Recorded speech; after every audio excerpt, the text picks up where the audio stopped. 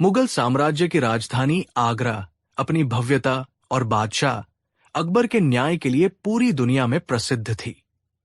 बादशाह अकबर का दरबार न केवल राजनीति का केंद्र था, बल्कि वहां कला, साहित्य और विज्ञान का भी सम्मान होता था। लेकिन कहते हैं कि जहां शक्ति और धन होता है, वहां ठग और बहरूपिये भी अक्सर अपनी किस्मत आजमाने चले आते हैं। बादशाह अकबर का मन ज्योतिष विद्या और भविष्यवाणियों में बहुत लगता था। वे अक्सर जानना चाहते थे कि उनके राज्य का भविष्य क्या है और ग्रहों की चाल उनके शासन पर क्या असर डाल रही है। उनकी इसी जिज्ञासा का फायदा उठाने के लिए एक दिन दरबार में एक ऐसे शख्स का आगमन हुआ जिसने कुछ समय के लिए न केवल बादशाह को बल्कि पूरे दरबार को अपने भ्रम के जाल में फंसा लिया। एक सुहानी सुबह जब दीवान आम सजा हुआ था, द्वारपाल ने सूचना दी कि काशी से एक महान ज्योतिषी आचार्य भृगुनाथ पधारे हैं। उनके बारे में कहा जाता था कि वे भूत, भविष्य और वर्तमान तीनों कालों के ज्ञाता है। बादशाह की अनुमति मिलते ही एक लंबा, चौड़ा व्यक्ति दरबार में दाखिल हुआ। उसका वेश और व्यक्तित्व ही लोगों को प्रभावित करने के लिए काफी था। उसने भगवा वस्त्र धारण किए हुए थे, माथे पर एक बड़ा सा लाल तिलक था, गले में रुद्राक्ष की कई मालाएं थी और हाथों में अजीब तरह की अंगूठियां चमक रही थी। उसकी आंखों में एक अजीब सी तीक्ष्णता थी जो सामने वाले को असहज कर देती थी। आचार्य भृगुनाथ ने बादशाह को झुककर सलाम नहीं किया, बल्कि आशीर्वाद देने की मुद्रा में हाथ उठाया। यह दरबार के नियमों के खिलाफ था, लेकिन बादशाह संतों का सम्मान करते थे, इसलिए वे चुप रहे। आचार्य ने अपनी भारी आवाज में कहा कि हे महान सम्राट अकबर, ग्रहों की दशा खींचकर मुझे यहां ले आई है। आपके साम्राज्य पर एक अदृश्य छाया मंडरा रही है जिसे साधारण आंखों से नहीं देखा जा सकता। अकबर, जो हमेशा अपने राज्य की सुरक्षा को लेकर चिंतित रहते थे, तुरंत सावधान हो गए। उन्होंने पूछा कि आचार्य, आप किस छाया की बात कर रहे हैं? क्या हमारे राज्य पर कोई संकट आने वाला है? आचार्य ने अपनी आंखों को मूंद लिया, जैसे वे किसी गहरे ध्यान में चले गए हों। कुछ पल बाद उन्होंने आंखें खोली और कहा कि जहांपनाह, शनि और राहु की एक बहुत ही दुर्लभ और खतरनाक युति आपके जम नक्षत्र में बन रही है। ये योग 100 वर्षों में एक बार बनता है। ये योग आपके खजाने, आपके स्वास्थ्य और आपके सबसे वफादार लोगों के लिए घातक सिद्ध हो सकता है। दरबार में सन्नाटा छा गया। नवरत्नों के चेहरों पर चिंता की लकीरें उभर आई। मुल्ला दो प्याजा और अन्य दरबारी डर गए, लेकिन बीरबल अपनी जगह पर शांत बैठे थे। उनकी आंखों में डर नहीं, बल्कि संदेह था। वे आचार्य के हर हाव भाव को गौर से देख रहे थे। बीरबल ने देखा कि आचार्य बात करते समय बार बार बादशाह के चेहरे के भाव पत रहे थे, जैसे कोई चतुर व्यापारी अपने ग्राहक को परखता है। अपनी शक्ति सिद्ध करने के लिए आचार्य ने एक नाटक रचा। उन्होंने भरी सभा में एक दरबारी की ओर इशारा किया, जिसका नाम सादिक था। आचार्य ने कहा कि तुम जो लाल पगड़ी पहने हो, आगे आओ। सादिक डरते डरते आगे आया। आचार्य ने बिना उसका हाथ देखे कहा कि तुम्हारे घर के आंगन में नीम का एक पुराना पेड़ है और उसके नीचे तुमने पिछले हफ्ते ही चांदी के सिक्कों से भरा एक कलश दबाया है। क्या मैं सत्य कह रहा हूं? सादिक के पैरों तले जमीन खिसक गई। ये बात उसके और उसकी पत्नी के सिवा कोई नहीं जानता था। वो कांपते हुए आचार्य के चरणों में गिर पड़ा और बोला कि महाराज, आप तो अंतर्यामी हैं। ये बात बिल्कुल सच है। इस चमत्कार को देखकर बादशाह अकबर का विश्वास पक्का हो गया। जब कोई व्यक्ति किसी की गुप्त बात बता दे तो उस पर अविश्वास करना मुश्किल हो जाता है। धीरे धीरे आचार्य ने दरबार के कई अन्य लोगों के बारे में भी ऐसी ही निजी बातें बता दी। किसी की बीमारी के बारे में तो किसी के गुप्त प्रेम प्रसंग के बारे में। पूरा दरबार आचार्य भृगुनाथ की जय जयकार करने लगा।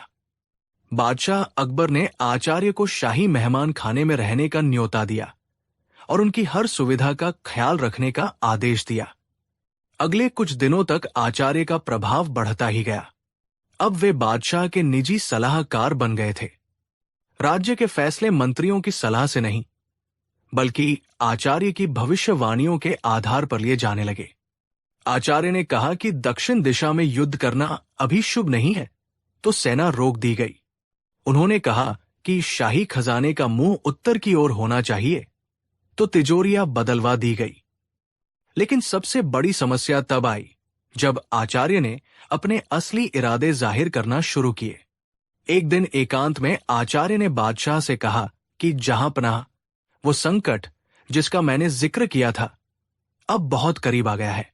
ग्रहों को शांत करने के लिए हमें एक महायज्ञ करना होगा। इस यज्ञ में आहुति के लिए बहुत ही दुर्लभ सामग्री चाहिए और साथ ही शुद्ध सोने की 5000 मुद्राएं भी, जिन्हें बाद में गंगा में प्रवाहित करना होगा। तभी ये काली छाया आपके परिवार के ऊपर से हट पाएगी। अकबर अपने परिवार और राज्य के लिए कुछ भी करने को तैयार थे। उन्होंने तुरंत खजांची को आदेश देने का मन बना लिया। ये खबर बीरबल तक भी पहुंची। बीरबल समझ गए कि अब पानी सिर से ऊपर जा रहा है। ये ज्योतिषी केवल अंधविश्वास नहीं फैला रहा, बल्कि शाही खजाने को लूटने की एक बड़ी साजिश रच रहा है। लेकिन बीरबल ये भी जानते थे कि इस समय बादशाह पूरी तरह आचार्य के प्रभाव में है। बिना किसी ठोस सबूत के आचार्य पर उंगली उठाना आग में हाथ डालने जैसा होगा। सादिक वाली घटना ने बीरबल को भी सोचने पर मजबूर कर दिया था कि आखिर आचार्य को लोगों की गुप्त बातें कैसे पता चलती है। बीरबल ने अपनी जासूसी विद्या का इस्तेमाल करने का फैसला किया। उस रात बीरबल ने भेष बदला और शाही मेहमान खाने के आसपास पहरा देने लगे। उन्होंने देखा कि आचार्य के कक्ष में देर रात तक हलचल रहती है। बीरबल ने वहां काम करने वाले सेवकों पर नजर रखनी शुरू की।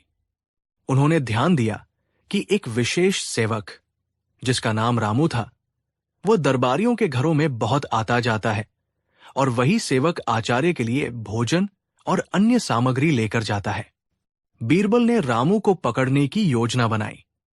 अगले दिन बीरबल ने अपने एक विश्वास पात्र आदमी के जरिए रामू को बुलवाया और उसे थोड़ा डराया धमकाया। पहले तो रामू मुकर गया, लेकिन जब बीरबल ने उसे जेल भेजने की धमकी दी तो वो टूट गया। रामू ने रोते हुए सच उगल दिया। उसने बताया कि हुजूर, मुझे माफ कर दें। ये आचार्य कोई ज्ञानी नहीं है, बल्कि एक बहुत बड़ा बहरूपिया है। हम जैसे कई नौकर पूरे शहर में फैले हुए हैं। हम लोग दरबारियों के घरों में काम करते हैं और उनकी निजी बातें सुनकर आचार्य तक पहुंचाते हैं। सादिक मियां के घर में भी मेरा भाई काम करता है।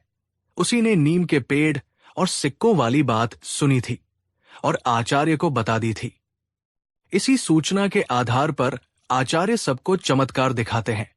सच्चाई जानकर बीरबल के चेहरे पर मुस्कान आ गई। गुत्थी सुलझ चुकी थी, लेकिन अब चुनौती ये थी कि इस सच को बादशाह के सामने कैसे लाया जाए।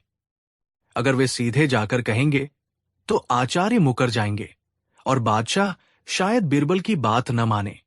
बीरबल को एक ऐसी चाल चलनी थी जिससे आचार्य अपनी ही जाल में फंस जाएं और उनका झूठ सबके सामने नंगा हो जाए। अगले दिन दरबार लगा।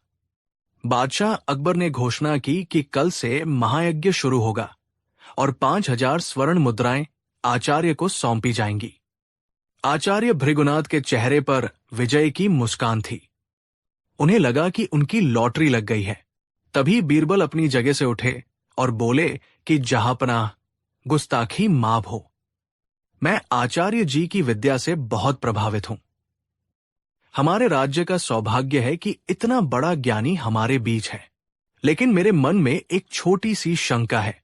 आचार्य ने बीरबल की ओर घृणा से देखा, क्योंकि वे जानते थे कि बीरबल ही उनके रास्ते का एकमात्र कांटा है। आचार्य ने कड़क आवाज में पूछा कि बीरबल, ग्रहों की चाल में शंका की कोई जगह नहीं होती। पूछो, क्या पूछना चाहते हो? बीरबल ने बहुत ही विनम्रता से कहा कि आचार्य जी, आप तो त्रिकालदर्शी हैं। आप दूसरों का भविष्य तो शीशे की तरह साफ देख लेते हैं। मैं बस ये जानना चाहता हूं कि क्या आप अपना भविष्य भी उतना ही साफ देख पाते हैं? क्या आपको पता है कि आपके जीवन में आगे क्या होने वाला है? आचार्य ने अहंकार में भरकर कहा कि अवश्य बीरबल। एक सच्चा ज्योतिषी अपने जीवन का पल पल जानता है। मेरे ग्रहों के अनुसार मेरी आयु बहुत लंबी है। मैं अभी 40 वर्ष और जीवित रहूंगा और मेरा अंत बहुत ही शांतिपूर्ण और सम्मानजनक होगा। ये मेरे भाग्य में लिखा है और विधाता का लेख कोई नहीं बदल सकता। पूरे दरबार ने आचार्य की बात सुनी। अकबर भी सिर हिलाकर सहमत हुए। तभी बीरबल के चेहरे का भाव बदल गया। उनकी विनम्रता गायब हो गई और आंखों में एक कठोर चमक आ गई। बीरबल ने अपनी कमर से बंधी तलवार की म्यान पर हाथ रखा और धीरे धीरे बादशाह के सिंहासन के पास जाकर खड़े हो गए। फिर उन्होंने आचार्य की ओर एक कदम बढ़ाया।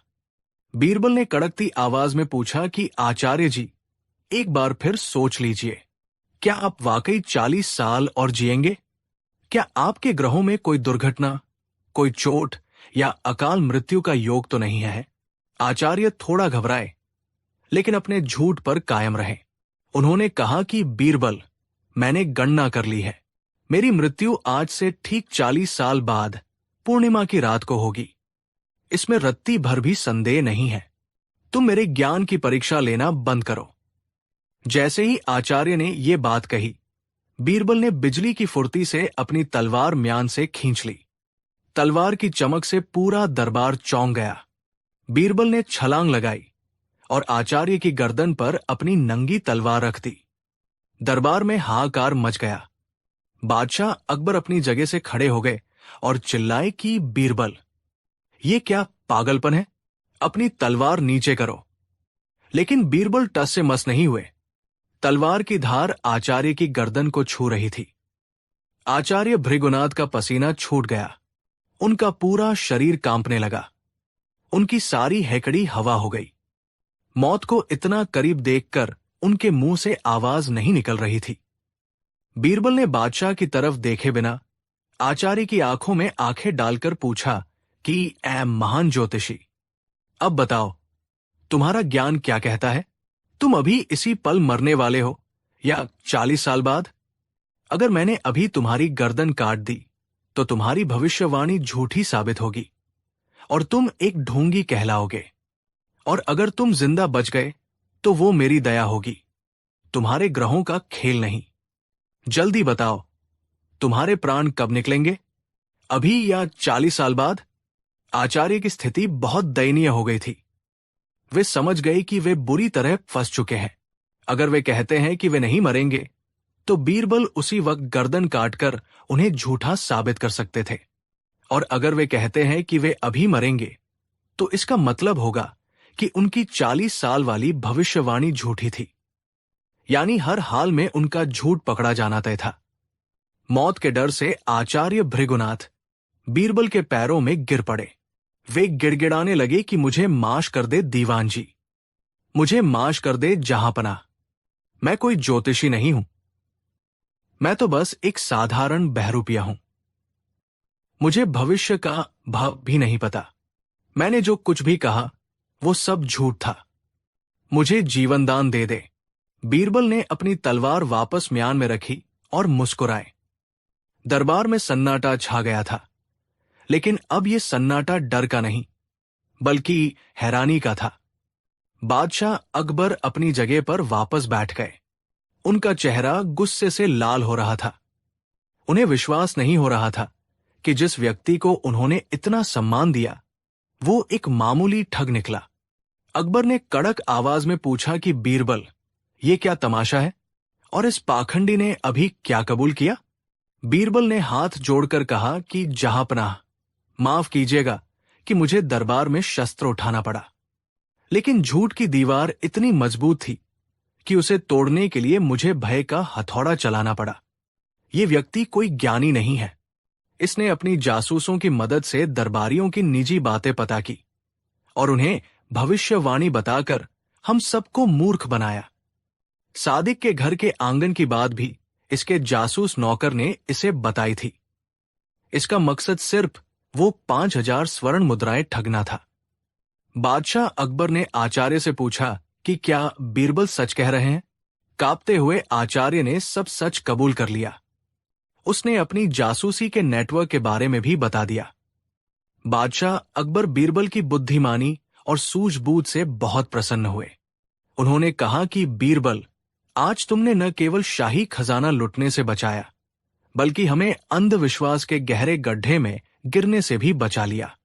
अगर आज तुम न होते तो हम एक बहुत बड़ी गलती कर बैठते। अकबर ने तुरंत आदेश दिया कि इस पाखंडी ज्योतिषी और इसके सभी साथियों को गिरफ्तार कर लिया जाए। उन्हें कारागार में डालने का हुक्म सुनाया गया। आचार्य भृगुनाथ, जो कुछ देर पहले तक सोने की बारिश के सपने देख रहे थे, अब लोहे की जंजीरों में जकड़े जा चुके थे। लेकिन कहानी यहां खत्म नहीं हुई। बादशाह अकबर के मन में अभी भी एक सवाल था। उन्होंने बीरबल को अपने पास बुलाया और पूछा कि बीरबल, तुमने तलवार तो उठा ली, लेकिन अगर वो अपनी बात पर अड़ा रहता और कहता कि मैं नहीं मरूंगा, तो क्या तुम सच में उसकी गर्दन काट देते? क्या तुम दरबार में हत्या कर देते? बीरबल ने मंद मंद मुस्कुराते हुए जवाब दिया कि नहीं जहांपना, मैं कोई हत्यारा नहीं हूं। मैं जानता था कि झूठ के पाव नहीं होते। जो व्यक्ति झूठ के सहारे जी रहा है, उसे अपनी जान सबसे ज्यादा प्यारी होती है। एक सच्चा ज्ञानी मृत्यु से नहीं डरता, लेकिन एक ठग हमेशा डरता है। मुझे पूरा यकीन था कि जैसे ही मौत सामने दिखेगी, उसका मुखौटा उतर जाएगा। ये तो बस एक मनोवैज्ञानिक खेल था। मैंने उसके ग्रहों की नहीं, बल्कि उसके डर की परीक्षा ली थी। अकबर खिलखिलाकर हंस पड़े और बोले कि मान गए बीरबल, तुम्हारी बुद्धि का कोई जवाब नहीं। तुम सच में हमारे नवरत्नों में सबसे अनमोल हो। इस घटना के बाद बादशाह अकबर ने दरबार में ये नियम बना दिया कि भविष्य में किसी भी चमत्कार या भविष्यवाणी पर आंख मूंद कर विश्वास नहीं किया जाएगा। बीरबल ने एक बार फिर साबित कर दिया कि तर्क और बुद्धिमत्ता के सामने बड़े से बड़ा पाखंड भी नहीं टिक सकता। झूठा ज्योतिष और डर का वो माहौल जो कुछ दिनों से आगरा के किले पर छाया हुआ था, बीरबल की एक चाल से हमेशा के लिए छंट गया। और इस तरह एक और दिलचस्प किस्सा अकबर और बीरबल की कहानियों के इतिहास में दर्ज हो गया, जो हमें सिखाता है कि अंधविश्वास इंसान को कमजोर बनाता है, जबकि तर्क और साहस उसे हर मुसीबत से बाहर निकाल सकते हैं। कहानी 2। एक दिन दरबार लगा हुआ था। शहंशाह जलालुद्दीन मोहम्मद अकबर अपने दीवाने खास में बैठे थे, लेकिन उनका मन किसी काम में नहीं लग रहा था। दरबार की रोजमर्रा की कार्यवाही, हिसाब किताब और शिकायतों से वो ऊब चुके थे। उन्हें कुछ मनोरंजन चाहिए था, कुछ ऐसा जो उनके दिमाग को चुनौती दे और दिन की सुस्ती को तोड़ सके। और जब भी शहंशाह को ऐसी बौद्धिक चुनौती की जरूरत महसूस होती, उनकी नजरें अपने आप ही एक व्यक्ति को ढूंढने लगती थी, उनके सबसे प्रिय मित्र और सलाहकार बीरबल। अकबर ने अपने दरबारियों पर एक नजर डाली, जो गर्मी और ऊब से बेहाल लग रहे थे। उनके चेहरे पर एक शरारती मुस्कान आई। उन्होंने बीरबल को छेड़ने और साथ ही पूरे दरबार की बुद्धिमत्ता को परखने का एक नया तरीका सोचा। अकबर ने अपनी रोबदार आवाज में कहा, आज हमारा मन किसी राजकाज में नहीं लग रहा। हम चाहते हैं कि आज कुछ दिमागी कसरत हो जाए। हम अपने सभी दरबारियों को एक काम सौंपते हैं। ये सुनते ही सभी दरबारी सचेत हो गए। अकबर ने अपनी बात आगे बढ़ाई। हम तुम सबको कल सुबह तक का समय देते हैं। तुम सबको हमारे लिए एक ऐसी चीज लानी है जो न तो घर की हो और न ही बाहर की। जो कोई भी हमारी ये शर्त पूरी करेगा, उसे हम 1000 सोने की अशर्फियों का इनाम देंगे। ये अजीबोगरीब शर्त सुनकर पूरा दरबार सन्नाटे में आ गया। ये कैसी पहेली थी? दुनिया में हर चीज या तो घर के अंदर होती है या घर के बाहर। ऐसी कौन सी चीज हो सकती है जो इन दोनों श्रेणियों में ना आती हो? दरबारियों के चेहरों पर उलझन और परेशानी साफ झलक रही थी। वे एक दूसरे का मुंह ताकने लगे। मुल्ला दो प्याजा, जो हमेशा बीरबल को नीचा दिखाने का मौका ढूंढते रहते थे, मन ही मन खुश हुए। उन्हें लगा कि ये एक ऐसा सवाल है जिसमें बीरबल जरूर फंसेंगे। अकबर की नजरें बीरबल पर थी, जो शांत भाव से खड़े सब कुछ सुन रहे थे।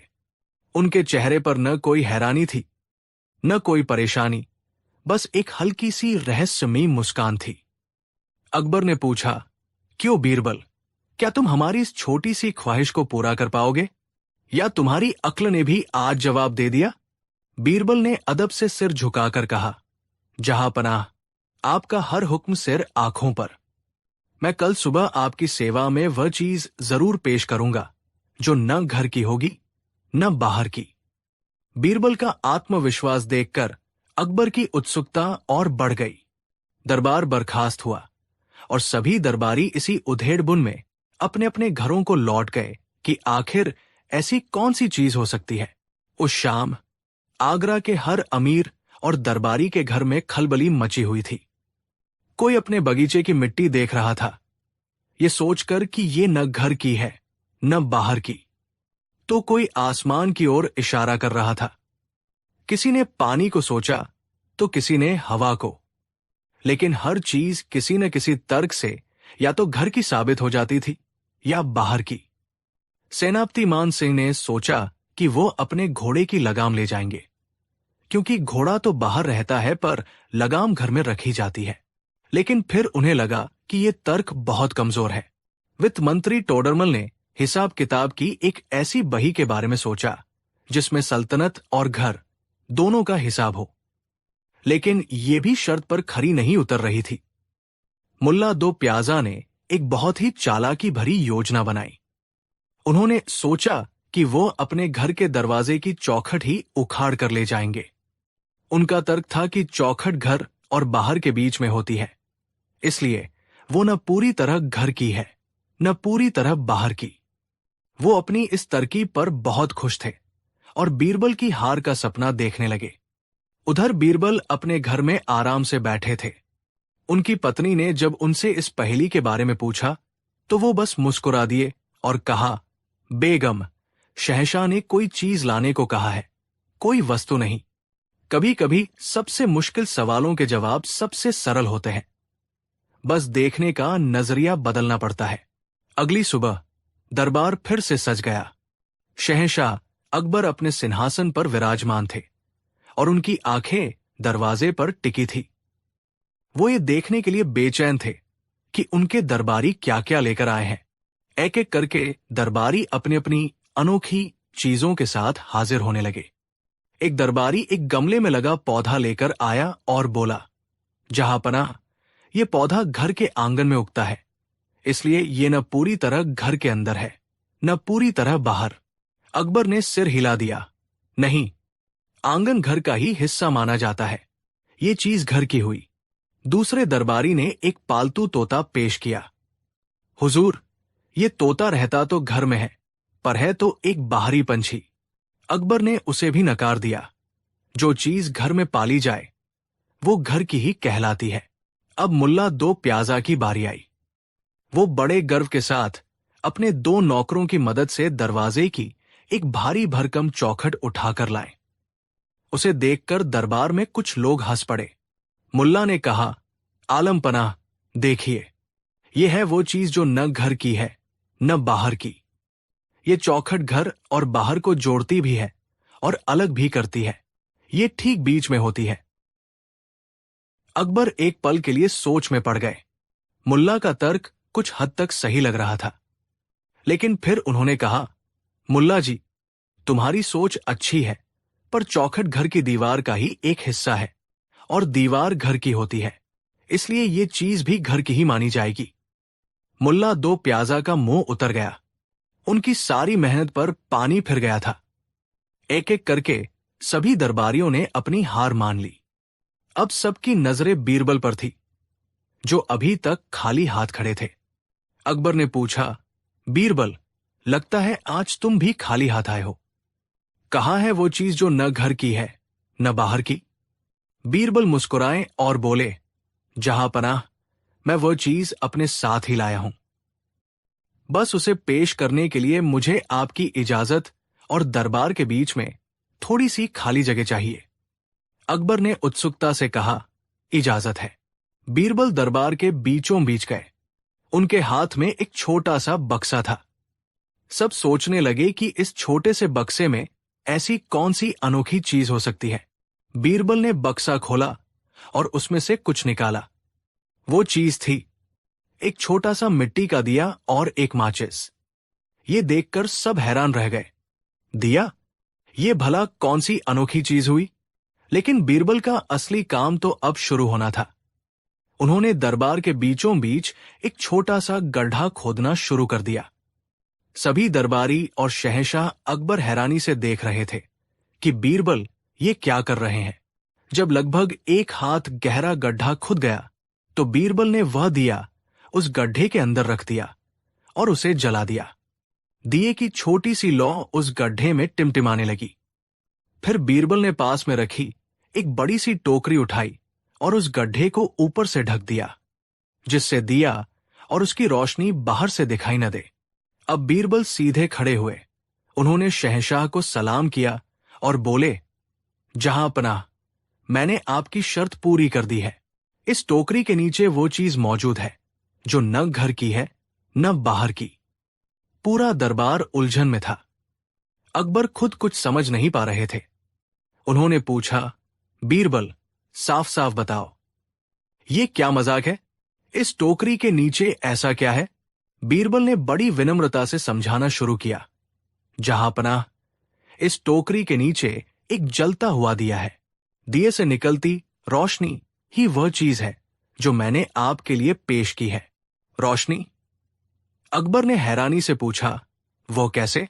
बीरबल ने समझाया, हुजूर, गौर फरमाइए, ये जो रोशनी है ये घर की नहीं हो सकती, क्योंकि ये आपके आलीशान महल या किसी दरबारी के घर से नहीं लाई गई है। ये यहीं इसी जमीन के नीचे पैदा हुई है। और ये बाहर की भी नहीं हो सकती, क्योंकि बाहर तो सूरज की तेज रोशनी फैली हुई है। ये रोशनी उस बाहरी दुनिया से नहीं आई है। मैंने इसे एक टोकरी से ढक दिया है ताकि ये बाहरी रोशनी से मिल न सके। ये अपनी एक अलग दुनिया में मौजूद है। बीरबल ने अपनी बात को और गहरा अर्थ देते हुए कहा, जहांपनाह, ये रोशनी इस जमीन के गर्भ में है। ये न तो इस दुनिया के अंदर है न इस दुनिया के बाहर। ये एक ऐसी अवस्था में है जो इन दोनों परिभाषाओं से परे है। ये ठीक वैसी ही है जैसी आपकी पहली थी, न घर की न बाहर की। बीरबल का ये अद्भुत और दार्शनिक तर्क सुनकर पूरा दरबार सन्न रह गया। शहंशाह अकबर अपनी कुर्सी से उठ खड़े हुए। उनकी आंखों में आश्चर्य और प्रशंसा के भाव थे। उन्होंने सोचा था कि कोई वस्तु लाई जाएगी, लेकिन बीरबल ने तो एक अवधारणा, एक विचार को ही साकार कर दिया था। अकबर ने कहा, वाह बीरबल, वाह, मान गए तुम्हारी सोच को। हम सब चीजों और वस्तुओं में उलझे रहे और तुमने एक साधारण से दिए की रोशनी में इतना गहरा रहस्य खोज निकाला। तुम्हारा जवाब न सिर्फ सही है, बल्कि हमारी सोच से कहीं ज्यादा ऊंचा और गहरा है। मुल्ला दो प्याजा और बाकी दरबारी शर्म से सिर झुकाए खड़े थे। उन्हें आज फिर ये एहसास हो गया था कि बीरबल की बुद्धिमत्ता का मुकाबला करना उनके बस की बात नहीं। बीरबल सिर्फ समस्याओं को हल नहीं करते थे, वो उन्हें एक नया दृष्टिकोण, एक नई सोच प्रदान करते थे। शहंशाह अकबर ने अपनी घोषणा के अनुसार बीरबल को 1000 सोने की अशर्फियों से भरी थैली इनाम में दी। लेकिन बीरबल के लिए असली इनाम वो सम्मान था जो उन्हें शहंशाह की आंखों में और दरबारियों के चेहरों पर दिखाई दे रहा था। उस दिन की कहानी हमेशा के लिए इतिहास में दर्ज हो गई। ये कहानी सिर्फ एक पहेली के हल की नहीं है, बल्कि ये इस बात का प्रतीक है कि कभी कभी हमें अपनी समस्याओं के समाधान के लिए अपनी सोच के दायरे से बाहर निकलना पड़ता है। जो चीजें हमें सीधी और सरल दिखती हैं, उन्हीं में अक्सर सबसे गहरे रहस्य छिपे होते हैं। बीरबल ने एक बार फिर साबित कर दिया था कि सच्ची बुद्धिमत्ता चीजों को इकट्ठा करने में नहीं, बल्कि उनके पीछे छिपे अर्थ को समझने में है। कहानी 3। मुगल साम्राज्य की राजधानी आगरा। बादशाह अकबर का दरबार अपनी शानो शौकत के लिए पूरी दुनिया में मशहूर था। इस दरबार में नवरत्नों की चमक थी, लेकिन इन नवरत्नों में 2 सितारे ऐसे थे जिनके बीच हमेशा एक खामोश जंग चलती रहती थी। एक थे बादशाह के सबसे चहेते बीरबल और दूसरे थे मुल्ला दो प्याजा। मुल्ला दो प्याजा बीरबल की हाजिर जवाबी और बादशाह के करीब होने से बहुत जलते थे। मुल्ला को लगता था कि बीरबल सिर्फ अपनी मीठी बातों से बादशाह को लुभाते हैं, जबकि असली अक्ल तो उनमें है। मुल्ला का बस एक ही सपना था कि किसी तरह बीरबल को दरबार से हमेशा के लिए निकाल दिया जाए और वजीर आजम की जगह हथिया ली जाए। एक दिन दरबार खत्म होने के बाद मुल्ला दो प्याजा अपने कक्ष में टहल रहे थे। उनके माथे पर चिंता की लकीरें थी। मुल्ला ने खुद से कहा कि हर बार मैं बीरबल को फंसाने के लिए जाल बुनता हूं और हर बार वो अपनी चिकनी चुपड़ी बातों से बच निकलता है। इस बार कुछ ऐसा करना होगा कि बीरबल की वापसी का कोई रास्ता ही न बचे। उसे जड़ से उखाड़ना होगा। तभी मुल्ला की नजर खिड़की से बाहर बागीचे में काम कर रहे शाही हजाम पर पड़ी। ये नाई बादशाह अकबर के बहुत करीब था, क्योंकि बादशाह हजामत बनवाते वक्त अक्सर उससे दिल की बातें किया करते थे। मुल्ला के दिमाग में एक शैतानी विचार आया। उसने सोचा कि बादशाह को बीरबल के खिलाफ मैं नहीं भड़का सकता, लेकिन ये नाई ये काम कर सकता है। मुल्ला ने चुपके से शाही नाई को अपने घर बुलाया। नाई थोड़ा डरा हुआ था। मुल्ला ने नाई के सामने सोने के सिक्कों से भरी एक थैली रख दी। सिक्कों की खनक सुनकर नाई की आंखें चमक उठीं। मुल्ला बोला कि सुनो, ये अशरफियां तुम्हारी हो सकती है और आगे भी मिलती रहेंगी। बस तुम्हें एक छोटा सा काम करना है।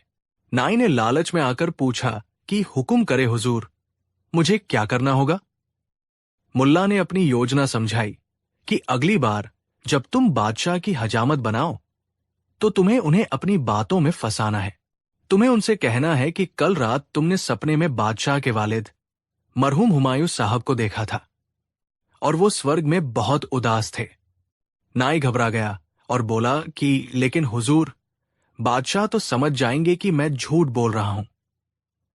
मुल्ला हंसा और बोला कि अरे बेवकूफ, बादशाह अपने पूर्वजों से बहुत प्यार करते हैं। जब तुम उनके पिता की बात करोगे तो वे भावुक हो जाएंगे।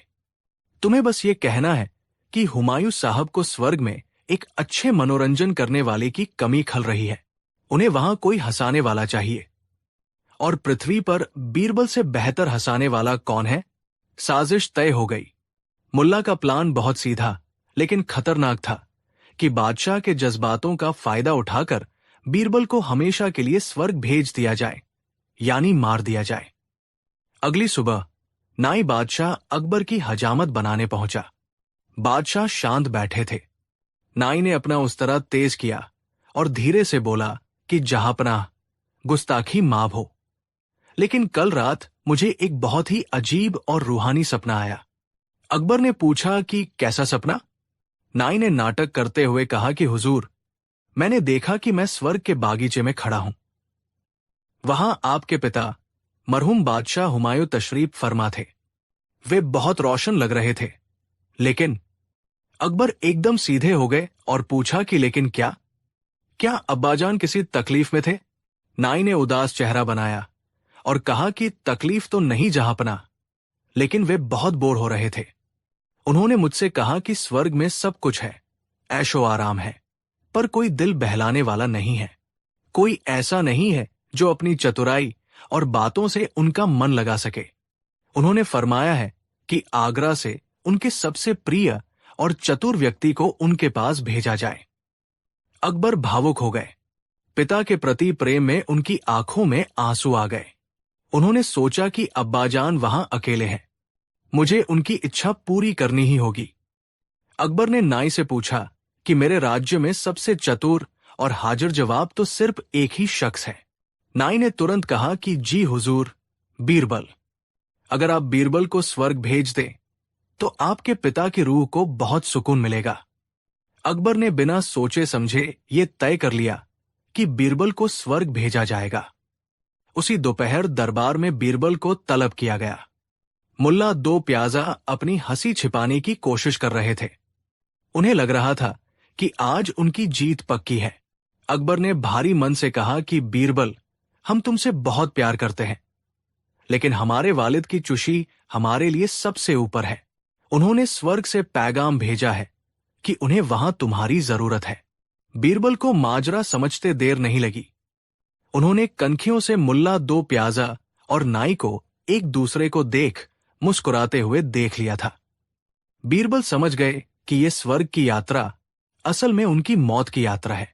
बीरबल ने घबराए बिना शांत भाव से पूछा कि जहांपनाह, स्वर्ग जाना तो मेरे लिए सौभाग्य की बात है, लेकिन वहां जाने का तरीका क्या होगा? अकबर बोले कि हमने शाही पुजारियों से बात की है। तुम्हें एक विशेष चिता पर लिटाकर मंत्रोच्चारण के साथ धुएं के जरिए स्वर्ग भेजा जाएगा। पूरा दरबार सन्न रह गया। मुल्ला का दिल बल्लियों उछल रहा था। बीरबल ने सिर झुकाया और बोले कि जहांपनाह, आपका हुक्म सिर आंखों पर।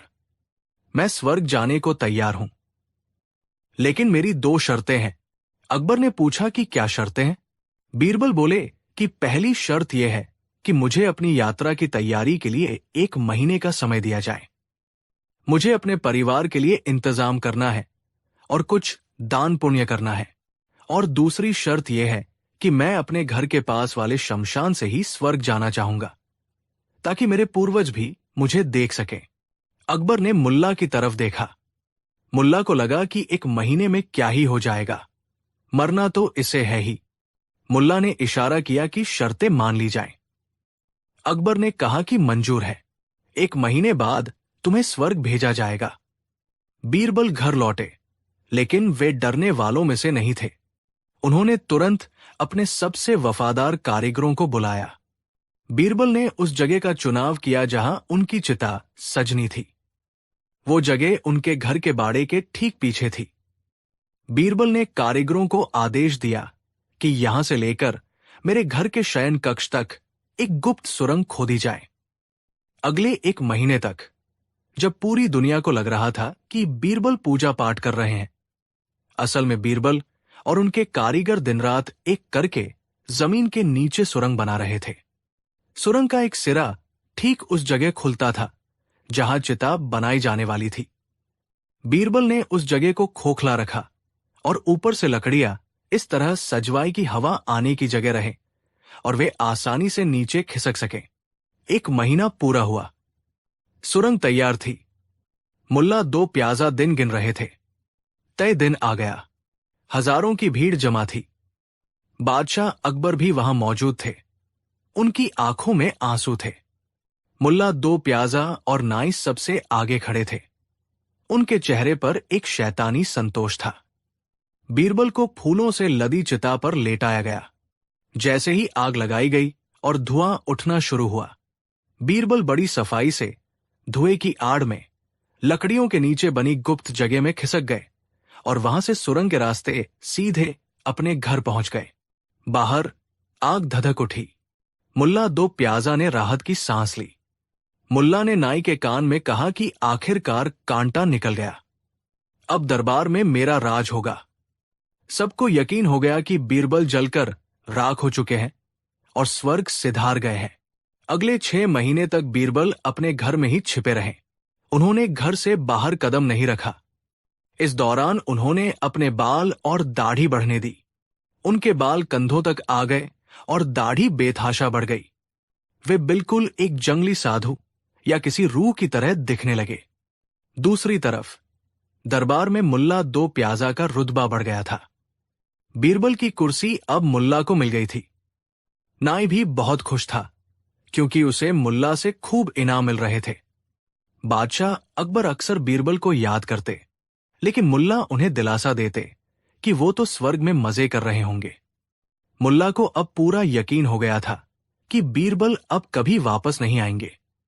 वो निश्चिंत हो गए थे और यही उनकी सबसे बड़ी गलती थी। 6 महीने बाद का एक दिन दरबार लगा हुआ था। अचानक द्वारपाल हाफते हुए अंदर आया और बोला कि जहांपनाह, गजब हो गया, चमत्कार हो गया। अकबर ने पूछा कि क्या हुआ? द्वारपाल बोला कि बीरबल वापस आ गए हैं। वे स्वर्ग से लौट आए हैं। मुल्ला 2 प्याजा के हाथ से शराब का प्याला गिर गया। उनका चेहरा सफेद पड़ गया। वो बोले कि क्या, ये कैसे मुमकिन है? तभी दरबार के दरवाजे खुले और बीरबल ने प्रवेश किया। उनका हुलिया देखने लायक था। लंबी उलझी हुई जटाएं, बेतरतीब दाढ़ी, फटे हुए कपड़े और शरीर पर भभूत। वे किसी दूसरी दुनिया के प्राणी लग रहे थे। अकबर सिंहासन से दौड़कर नीचे आए और बीरबल को गले लगा लिया। उन्होंने कहा कि बीरबल, तुम वापस आ गए। हमें यकीन नहीं हो रहा। कैसी रही तुम्हारी यात्रा? अब्बाजान कैसे हैं? बीरबल ने नाटकीय अंदाज में गहरी सांस ली और बोले कि जहांपनाह, स्वर्ग तो वाकई बहुत खूबसूरत जगह है। वहां की नदियां दूध की है और बागीचे सोने के। मरहूम बादशाह हुमायूं बहुत खुश है। मैं इन 6 महीनों में हर पल उनके साथ ही था। मैंने उन्हें बहुत चुटकुले सुनाए, बहुत मनोरंजन किया। मुल्ला दो प्याजा पसीने से तरबतर हो रहे थे। वो सोच रहे थे कि ये आदमी है या भूत। ये चिता से जिंदा कैसे बच गया? अकबर ने उत्सुकता से पूछा कि तो फिर तुम वापस क्यों आए? क्या अब्बाजान ने तुम्हें भेजा है? बीरबल ने अब अपना असली दाव खेला। उन्होंने मुल्ला दो प्याजा और नाई की तरफ एक तिरछी नजर डाली और बोले कि जी जहांपनाह। हुमायूं बादशाह बहुत खुश थे, लेकिन उनके पास एक बहुत बड़ी समस्या है। इसी समस्या के समाधान के लिए उन्होंने मुझे विशेष अनुमति देकर वापस पृथ्वी पर भेजा है। अकबर चिंतित हो गए और बोले कि स्वर्ग में समस्या? अब्बाजान को क्या दिक्कत है? बताओ बीरबल, हम अभी उसका समाधान करेंगे। बीरबल ने अपनी लंबी और गंदी दाढ़ी पर हाथ फेरा और बोले कि जहांपनाह, आप मेरी हालत देख रहे हैं। मेरी दाढ़ी कितनी बढ़ गई है, मेरे बाल कितने उलझ गए हैं। दरअसल स्वर्ग में सब कुछ है, लेकिन वहां एक भी अच्छा नाई या हजाम नहीं है। वहां के सारे नाई नर्क में चले गए हैं। पूरे दरबार में सन्नाटा छा गया। नाई के पैरों तले जमीन खिसक गई। बीरबल ने अपनी बात जारी रखी कि हुमायूं बादशाह की दाढ़ी भी बहुत बढ़ गई है और वे बहुत परेशान हैं। वे वहां के फरिश्तों के सामने शर्मिंदा महसूस करते हैं। इसलिए उन्होंने मुझे तुरंत नीचे भेजा और हुक्म दिया है कि आगरा के सबसे अच्छे नाई को फौरन स्वर्ग भेजा जाए। बीरबल यही नहीं रुके।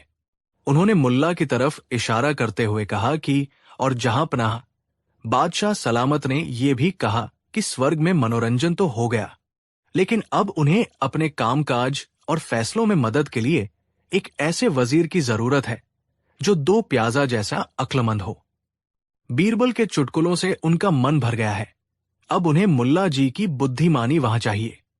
अकबर बीरबल की बातों को सच मान बैठे, ठीक वैसे ही जैसे उन्होंने नाई के सपने को सच माना था।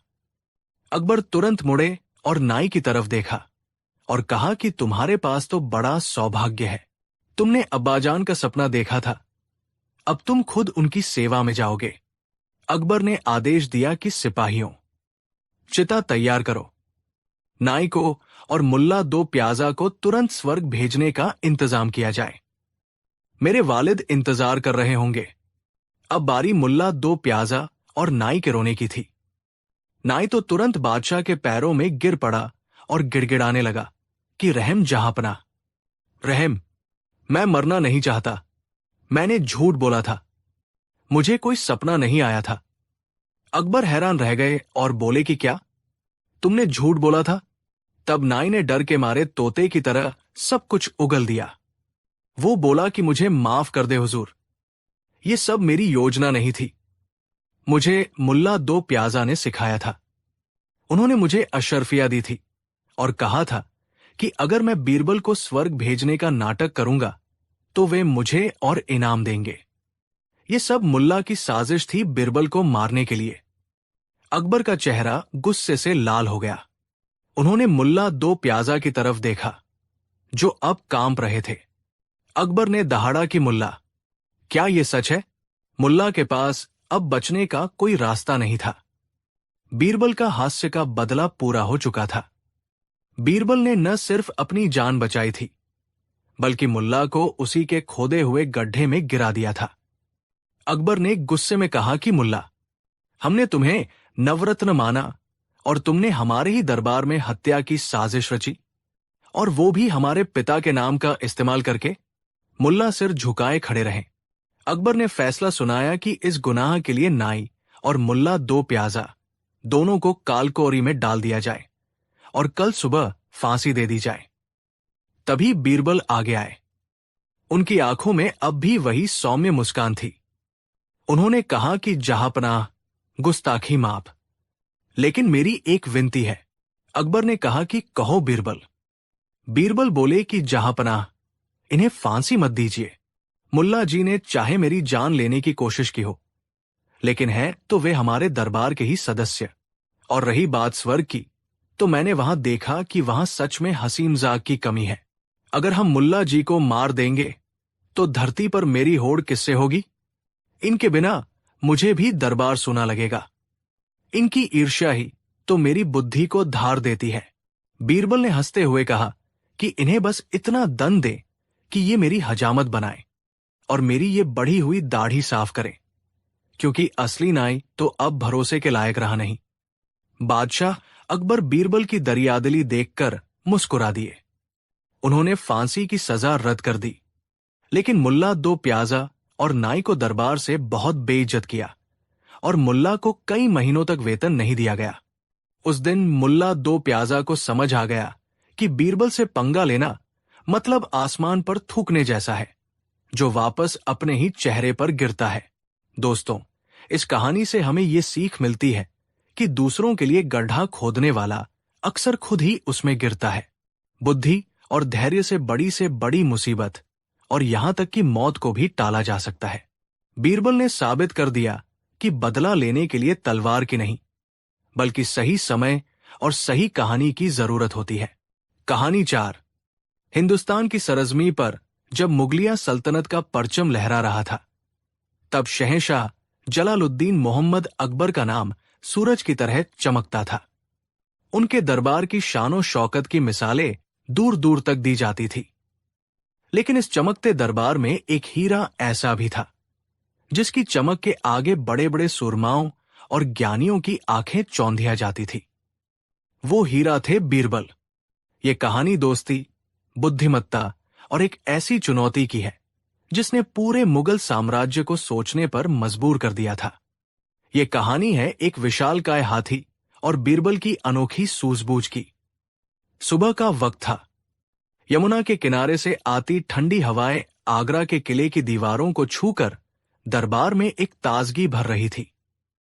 शहंशाह अकबर आज बेहद प्रसन्न मुद्रा में थे। उनका भव्य दरबार लगा था, जहां दरबारी अपनी अपनी जगहों पर बैठे थे और बीच में शहंशाह अकबर अपने सिंहासन पर विराजमान थे। उनके चेहरे पर एक खास चमक थी, जो अक्सर तब होती थी जब उनके मन में कोई नई या अनोखी बात चल रही हो। उनके सबसे प्रिय और विशालकाय हाथी गजराज ने हाल ही में एक पड़ोसी राज्य के राजा द्वारा भेजे गए पहलवानों के दल को अकेले ही खदेड़ दिया था। गजराज सिर्फ एक जानवर नहीं था, वो अकबर के लिए एक दोस्त, एक साथी और मुगलिया सल्तनत की ताकत का प्रतीक था। उसकी हर गतिविधि पर शहंशाह की नजर रहती थी।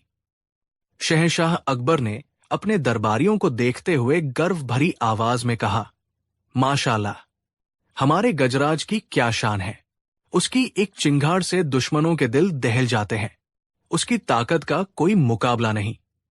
हम ये जानना चाहते हैं कि हमारी सल्तनत के इस गौरव, इस विशालकाय जीव का वजन आखिर है कितना?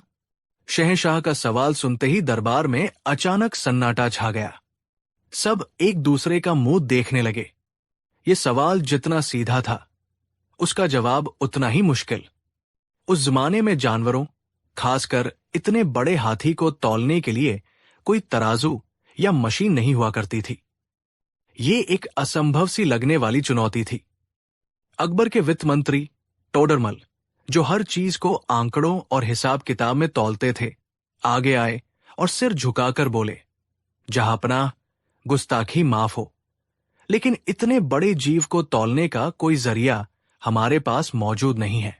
हमारे खजाने में सबसे बड़ा तराजू भी केवल अनाज की बोरियां तौल सकता है, गजराज को नहीं। अकबर मुस्कुराए। उनकी आंखों में एक चुनौती थी। उन्होंने कहा, मंत्री जी, हम जानते हैं कि यह मुश्किल है। अगर आसान होता तो हम आपसे पूछते ही क्यों? ये एक चुनौती है। जो कोई भी हमारे गजराज का सटीक वजन बताएगा, हम उसे 10,000 सोने की अशर्फियों से मालामाल कर देंगे। 10,000 अशर्फियों का नाम सुनते ही दरबारियों की आंखों में लालच की चमक दौड़ गई और कानाफूसी का दौर शुरू हो गया। इनाम की घोषणा ने असंभव को संभव बनाने की एक होड़ शुरू कर दी। दरबार के सबसे चतुर और खुद को बुद्धिमान समझने वाले लोग आगे आने लगे। सबसे पहले शाही हकीम हकीम अली खान ने अपनी राय पेश की। आलम पनाह, मैं यूनानी चिकित्सा और विज्ञान का ज्ञाता हूं। मेरे हिसाब से हम हाथी के शरीर के हर अंग का माप ले सकते हैं, उसकी सूंड की लंबाई, पैरों की मोटाई, पेट का घेरा। फिर अपनी किताबों में दिए गए सूत्रों के आधार पर हम उसके अनुमानित वजन की गणना कर सकते हैं। अकबर ने जवाब दिया, अनुमानित नहीं हकीम साहब, हमें सटीक वजन चाहिए, एकदम सही। हकीम साहब चुपचाप अपनी जगह पर वापस चले गए। अब बारी थी सेनापति मान सिंह की, जो हर समस्या का हल अपनी बाहुबल से निकालते थे। उन्होंने अपनी मूंछों पर ताव देते हुए कहा, शहंशाह, मेरे पास एक तरकीब है। हम एक बहुत बड़ी और मजबूत धुरी पर एक विशाल लकड़ी का तख्ता रखेंगे, एक बड़े तराजू की तरह। एक तरफ गजराज को चढ़ाएंगे और दूसरी तरफ हम अपने सिपाही चढ़ाते जाएंगे जब तक तख्ता बराबर न हो जाए। फिर हम सिपाहियों का वजन कर लेंगे। दरबार में कुछ लोग इस तरकीब पर वाहवाह करने लगे, लेकिन तभी बीरबल, जो अब तक चुपचाप सब देख रहे थे, हल्के से मुस्कुरा दिए। बीरबल की मुस्कान देखकर अकबर ने पूछा, बीरबल, तुम मुस्कुरा क्यों रहे हो? क्या तुम्हें सेनापति जी की तरकीब में कोई खोट नजर आता है? बीरबल ने अदब से सिर झुकाकर जवाब दिया, नहीं जहांपनाह, तरकीब तो अच्छी है, लेकिन इसमें कुछ व्यावहारिक परेशानियां हैं। पहली बात, इतनी बड़ी और मजबूत लकड़ी का तख्ता और धुरी बनाना लगभग नामुमकिन है जो गजराज का वजन सह सके। दूसरा, अगर बन भी गया तो क्या गजराज उस हिलते डुलते तख्ते पर शांति से खड़ा रहेगा?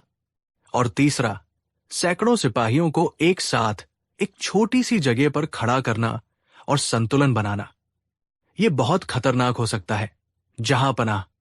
बीरबल की बातें सुनकर मान सिंह का चेहरा उतर गया। उनकी तरकीब सुनने में जितनी अच्छी लग रही थी, करने में उतनी ही मुश्किल और खतरनाक थी। अकबर भी बीरबल की बात से सहमत थे। अब दरबार में मायूसी छाने लगी। कई और दरबारियों ने अपनी अपनी ऊटपटांग तरकीबें बताईं।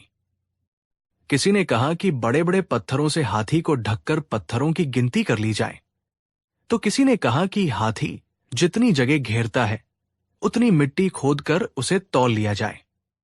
ये सब बचकानी बातें थी जिन्हें सुनकर अकबर का मन ऊबने लगा। तभी मुल्ला दो प्याजा, जो बीरबल से जलते थे, एक व्यंग्यात्मक मुस्कान के साथ बोले, शहंशाह, अगर आपके तथाकथित नवरत्न इस छोटी सी समस्या का हल नहीं निकाल पा रहे तो मैं एक राय दूं। अकबर ने कहा, हां, जरूर कहो मुल्ला। मुल्ला दो प्याजा बोले, जहांपनाह, हाथी को छोटे छोटे टुकड़ों में काट देते हैं, फिर हर टुकड़े को आराम से तौलकर आखिर में जोड़ लेंगे। हो गया न सटीक वजन। ये सुनकर दरबार में गहरा सन्नाटा छा गया और अकबर गुस्से से लाल हो गए। उन्होंने गरज कर कहा, मुल्ला, तुम्हारी ये हिम्मत कैसे हुई? तुम हमारे प्रिय गजराज के बारे में ऐसी वाहियात बात कर रहे हो? जुबान संभाल कर बात करो। अकबर का गुस्सा देखकर मुल्ला डर गए और बोले, माफी जहांपनाह, मैं तो बस एक मजाक कर रहा था। अकबर की आखिरी उम्मीद अब बीरबल पर टिकी थी। वो बीरबल की ओर मुड़े, जो अभी भी शांत और विचारमग्न खड़े थे। बीरबल, पूरा दरबार अपनी हार मान चुका है। क्या तुम्हारे पास भी कोई जवाब नहीं है? क्या तुम्हारी बुद्धिमत्ता ने भी आज जवाब दे दिया? बीरबल शांत भाव से आगे बढ़े और बोले, जहांपनाह, हर ताले के लिए एक चाबी बनी होती है, बस उसे ढूंढने की जरूरत है। मुझे यकीन है कि मैं गजराज का सटीक वजन बता सकता हूं, लेकिन इसके लिए मुझे कुछ चीजों और एक दिन के समय की जरूरत होगी। बीरबल का आत्मविश्वास देखकर अकबर के चेहरे पर फिर से रौनक आ गई। हुक्म करो बीरबल, तुम्हें क्या चाहिए? सल्तनत का पूरा खजाना तुम्हारे लिए हाजिर है। बीरबल ने कहा, नहीं जहांपनाह, मुझे खजाना नहीं चाहिए। मुझे बस एक बड़ी और मजबूत नाव चाहिए। यमुना नदी तक जाने के लिए गजराज और महावत की इजाजत और कुछ मजदूर चाहिए होंगे। बीरबल की मांगे सुनकर सभी दरबारी हैरान थे। नाव, नदी और हाथी का वजन, इन तीनों का आपस में क्या संबंध हो सकता है? मुल्ला दो प्याजा मन ही मन हंस रहे थे। उन्हें लगा कि बीरबल आज बुरी तरह फंसने वाले हैं। अकबर ने कहा, ठीक है बीरबल, तुम्हें ये सब मिलेगा। कल सुबह हम सब यमुना के घाट पर तुम्हारा इंतजार करेंगे। याद रखना, अगर तुम नाकाम हुए तो न सिर्फ इनाम से हाथ धो बैठोगे, बल्कि पूरे दरबार में तुम्हारी जगहसाई भी होगी। बीरबल ने मुस्कुराकर जवाब दिया, जो हुक्म जहांपनाह। अगली सुबह यमुना का घाट एक मेले जैसा लग रहा था। घाट लोगों से खचाखच भरा था। एक तरफ शहंशाह अकबर और उनके खास दरबारी बैठे थे और दूसरी तरफ आम जनता का हुजूम था। सब ये देखने आए थे कि बीरबल कैसे हाथी को तौलेंगे। बीरबल के कहे अनुसार एक बड़ी नाव नदी में खड़ी थी। गजराज अपने महावत के साथ शांत भाव से घाट पर खड़ा था, मानो उसे भी पता हो कि आज वो इतिहास का हिस्सा बनने वाला है। बीरबल ने सबसे पहले महावत को इशारा किया। महावत ने गजराज को धीरे धीरे नाव पर चढ़ने का आदेश दिया। ये एक मुश्किल काम था। गजराज के वजन से नाव पानी में काफी नीचे धंस गई और हिलने लगी, लेकिन कुशल महावत और शांत गजराज ने इस काम को सफलतापूर्वक कर दिखाया। सभी लोग सांस रोके ये दृश्य देख रहे थे। जैसे ही गजराज नाव पर स्थिर हुआ, नाव पानी में एक निश्चित स्तर तक डूब गई। अब बीरबल ने एक छोटा लाल रंग का कपड़ा लिया और खुद पानी में उतरे। उन्होंने बड़ी सावधानी से उस जगह पर निशान लगाया जहां तक नाव पानी में डूबी हुई थी। उन्होंने नाव के चारों ओर पानी के स्तर पर एक लाल रेखा खींच दी। दरबारी एक दूसरे को देखकर कानाफूसी कर रहे थे कि ये क्या कर रहा है। निशान लगाने से वजन का क्या लेना देना। निशान लगाने के बाद बीरबल ने महावत से कहा, अब गजराज को बहुत सावधानी से नाव से बाहर उतार लो। महावत के आदेश पर गजराज धीरे धीरे नाव से उतरकर वापस जमीन पर आ गया। जैसे ही हाथी नाव से उतरा, नाव हल्की होकर पानी में ऊपर उठ गई। जो लाल निशान बीरबल ने लगाया था, अब वो पानी की सतह से काफी ऊपर दिखाई दे रहा था। दरबारियों के चेहरों पर उलझन और बढ़ गई। उन्हें लगा कि बीरबल का दिमाग फिर गया है। मुल्ला दो प्याजा ने अकबर के कान में फुसफुसाते हुए कहा, देखिए जहांपनाह, मैंने कहा था ना, ये बस वक्त बर्बाद कर रहा है। नाव पर हाथी चढ़ाना, उतारना, निशान लगाना, ये सब क्या बचपना है। अकबर ने धीमे से जवाब दिया, चुप रहो मुल्ला, देखते हैं आखिर बीरबल करता क्या है। अब बीरबल ने अपने मजदूरों को बुलाया। घाट पर बड़े बड़े पत्थरों का एक ढेर पहले से ही लगा हुआ था। बीरबल ने मजदूरों से कहा, अब तुम लोग एक एक करके इन पत्थरों और चट्टानों को नाव में भरना शुरू करो। नाव को तब तक भरते रहो जब तक ये वापस उसी लाल निशान तक पानी में न डूब जाए। मजदूर बीरबल के आदेश का पालन करने लगे। वे एक एक करके पत्थर नाव में डालते गए। ये प्रक्रिया काफी देर तक चली। दरबारियों का धैर्य जवाब देने लगा था, लेकिन बीरबल शांत भाव से सब कुछ देख रहे थे। पत्थर डालते डालते नाव धीरे धीरे नीचे धंसने लगी। पूरा मजमा खामोशी से देख रहा था। और फिर वो क्षण आया। एक मजदूर ने जैसे ही आखिरी बड़ा पत्थर नाव में रखा, नाव ठीक उसी लाल निशान तक पानी में डूब गई जो बीरबल ने लगाया था। बीरबल ने जोर से कहा, बस रुक जाओ, अब और पत्थर मत डालो। फिर वो शहंशाह अकबर की ओर मुड़े। उनके चेहरे पर एक विजयी मुस्कान थी। जहांपनाह, इस नाव में अब जितने भी पत्थर और चट्टानें हैं, उनका कुल वजन हमारे प्रिय गजराज के वजन के बराबर है। ये सुनते ही पूरे घाट पर एक पल के लिए सन्नाटा छा गया, और फिर अचानक जैसे सबको बात समझ में आ गई हो। लोगों के मुंह आश्चर्य से खुले रह गए। ये एक अविश्वसनीय रूप से सरल लेकिन जीनियस समाधान था। बीरबल ने भौतिकी के एक बहुत ही बुनियादी सिद्धांत का इस्तेमाल किया था। जब गजराज नाव पर था तो उसने अपने वजन के बराबर पानी हटाया, जिससे नाव एक निश्चित स्तर तक डूब गई। बीरबल ने उसी स्तर तक नाव को पत्थरों से भरकर पत्थरों का कुल वजन हाथी के वजन के बराबर कर दिया। अकबर अपनी जगह से खड़े हो गए। उनकी आंखों में आश्चर्य और प्रशंसा थी। वाह बीरबल, वाह! मान गए तुम्हारी अक्ल को। तुमने तो कमाल कर दिया। ये हमारे ख्वाब में भी नहीं आया था कि इस पहेली का इतना सरल और सटीक हल हो सकता है। अब आखिरी काम बाकी था। नाव से उन सभी पत्थरों को बाहर निकाला गया और उन्हें छोटे छोटे हिस्सों में करके दरबार के तराजू पर तौला गया। सारे पत्थरों का वजन जोड़ा गया। एक मुंशी सारे वजन को एक बड़ी सी किताब में लिख रहा था। अंत में वो अकबर के पास आया। जहां पनाह, सभी पत्थरों का कुल वजन है 5432 मन। अकबर ने खुशी से घोषणा की, तो ये है हमारे गजराज का वजन। बीरबल, तुमने न सिर्फ हमारी चुनौती पूरी की, बल्कि ये भी साबित कर दिया कि बुद्धि की ताकत के आगे दुनिया की हर ताकत छोटी है। तुम्हारी ये सूझबूझ इतिहास में हमेशा याद रखी जाएगी। शहंशाह अकबर ने अपनी घोषणा के अनुसार बीरबल को 10,000 सोने की अशर्फियों से भरी थैली भेंट की। लेकिन बीरबल के लिए सबसे बड़ा इनाम शहंशाह की आंखों में अपने लिए सम्मान और प्रजा के चेहरों पर प्रशंसा का भाव था।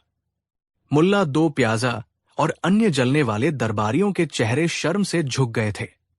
उन्हें अपनी सीमित सोच पर पछतावा हो रहा था। उन्होंने मान लिया था कि जिस समस्या का हल वे नहीं निकाल सकते, उसका हल कोई नहीं निकाल सकता। लेकिन बीरबल ने उन्हें दिखा दिया था कि समस्या को देखने का नजरिया बदलने से ही हल मिल जाता है। उस शाम जब सूरज डूब रहा था, अकबर और बीरबल यमुना के किनारे टहल रहे थे। अकबर ने कहा, बीरबल, आज तुमने हमें एक बहुत बड़ा सबक सिखाया है। ताकत और आकार सब कुछ नहीं होते, असली ताकत तो यहां होती है। उन्होंने अपने सिर की ओर इशारा किया। तुम्हारी बुद्धि हमारी सल्तनत की सबसे बड़ी दौलत है। बीरबल ने विनम्रता से उत्तर दिया, ये तो बस आपका बड़पन है, जहांपना। बुद्धि तो हर इंसान में होती है, बस जरूरत है शांत मन से सोचने और समस्या को अलग अलग दृष्टिकोण से देखने की। हर मुश्किल अपने साथ अपना हल लेकर आती है, हमें बस उसे पहचानने की जरूरत होती है। और इस तरह बीरबल ने एक बार फिर साबित कर दिया कि क्यों वह अकबर के नवरत्नों में सबसे चमकदार थे। ये कहानी सिर्फ एक हाथी को तौलने की नहीं है, बल्कि ये कहानी है सोच की सीमाओं को तोड़ने की। ये कहानी है ज्ञान और विज्ञान की जीत की।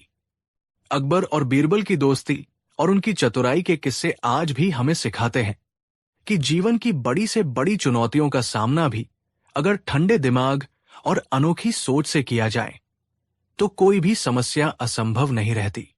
कहानी 5। आगरा की उस सुबह में कुछ खास था।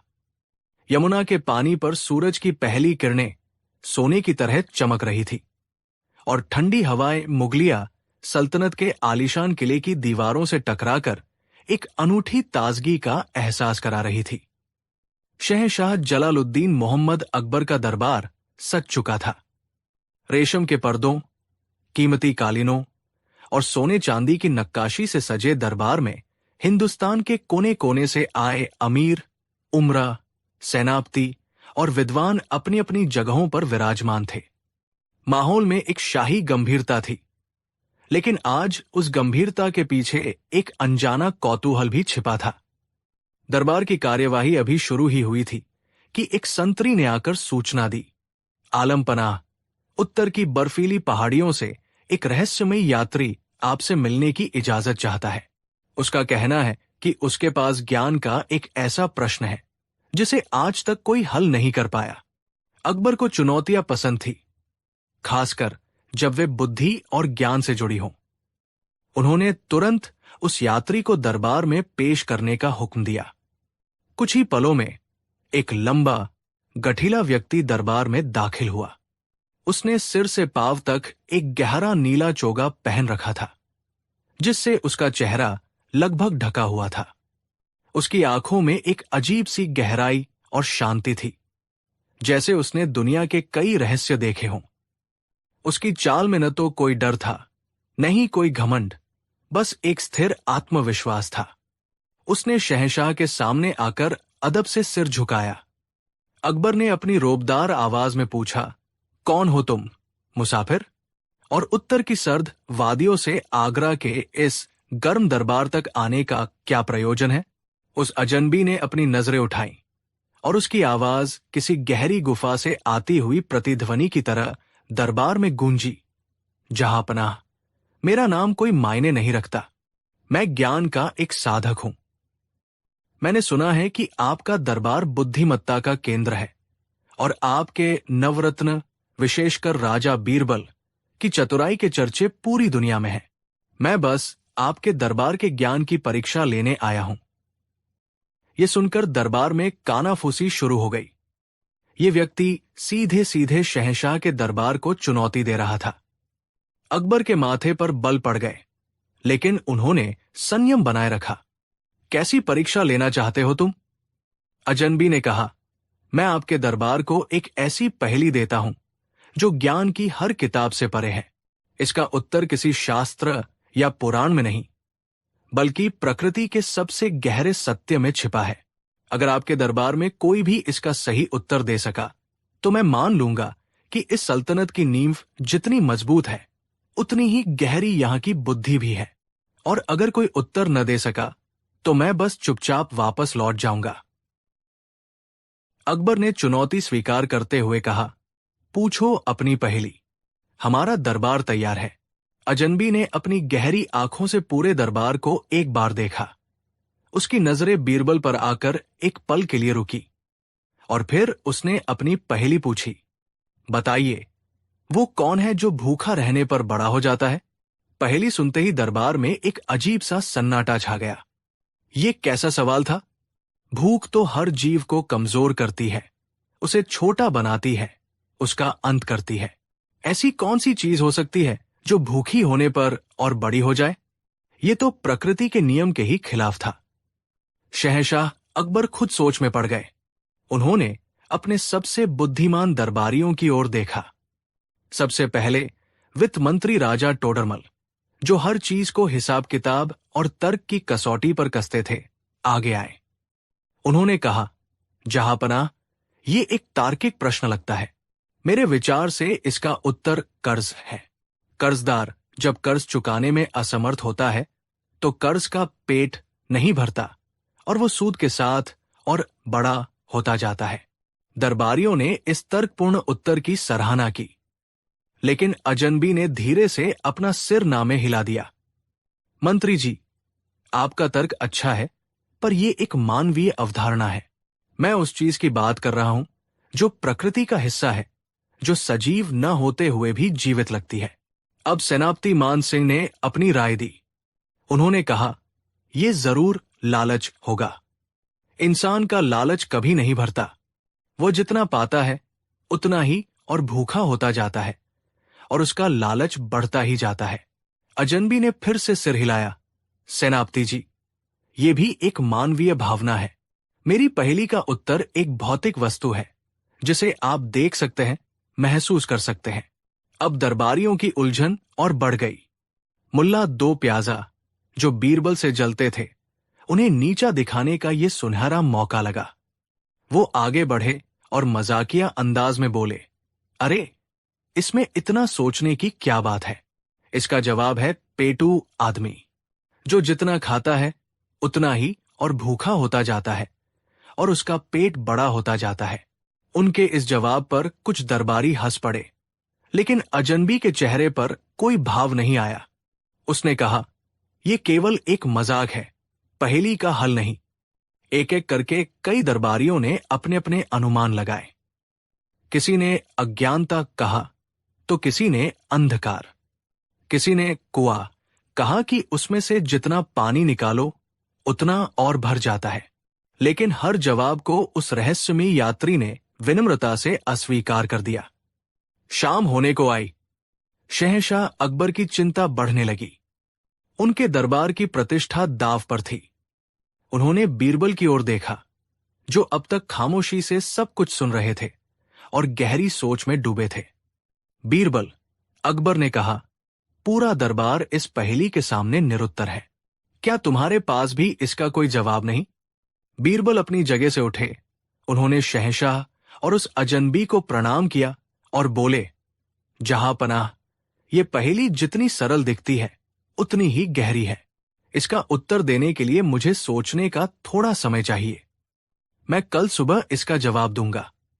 अजनबी मुस्कुराया, ठीक है, मैं कल सुबह तक प्रतीक्षा करूंगा। उस रात बीरबल को नींद नहीं आई। वो अपने महल के बाग में टहलते रहे। भूखा रहने पर बड़ा हो जाता है, ये वाक्य उनके दिमाग में गूंज रहा था। उन्होंने हर चीज के बारे में सोचा, बादल, नदियां, पहाड़, पौधे, लेकिन कोई भी इस पहेली पर खरा नहीं उतर रहा था। भूख का मतलब ऊर्जा की कमी, और ऊर्जा की कमी से कोई चीज बड़ी कैसे हो सकती है? सोचते सोचते आधी रात बीत गई। सर्दी बढ़ने लगी थी। बीरबल ने देखा कि बाग का चौकीदार ठंड से कांप रहा था और उसने लकड़ियों का एक छोटा सा ढेर लगाकर उसमें आग जलाने की कोशिश की। पहले एक छोटी सी चिंगारी भड़की, फिर उसने सूखी पत्तियां डाली तो लपटें थोड़ी बड़ी हुई। फिर उसने एक छोटी लकड़ी रखी तो आग और बढ़ गई। जैसे जैसे चौकीदार उसमें सूखी लकड़ियां डालता गया, आग की लपटें ऊंची होती गई, उसकी गर्मी बढ़ती गई और वो छोटी सी चिंगारी एक बड़ी अलाव में बदल गई। बीरबल वहीं रुक गए। वो उस आग को एकटक देखने लगे।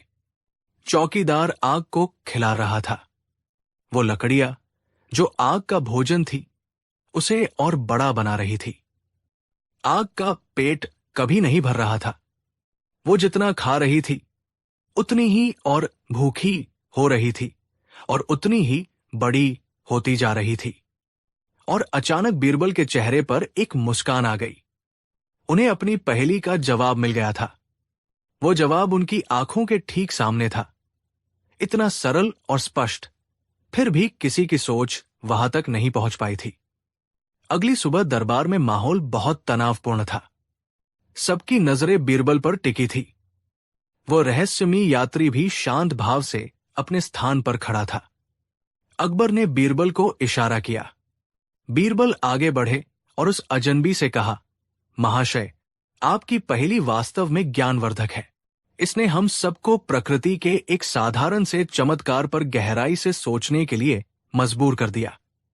फिर वो पूरे दरबार की ओर मुड़े और बोले, इस पहेली का उत्तर हमारे चारों ओर है। हम उसे हर दिन देखते हैं, उसकी शक्ति का उपयोग करते हैं, लेकिन उसके स्वभाव को समझने की कोशिश नहीं करते। बीरबल ने एक क्षण का विराम लिया, जिससे सबकी उत्सुकता और बढ़ गई। वह चीज जो भूखी रहने पर बड़ी हो जाती है, वो है अग्नि, आग।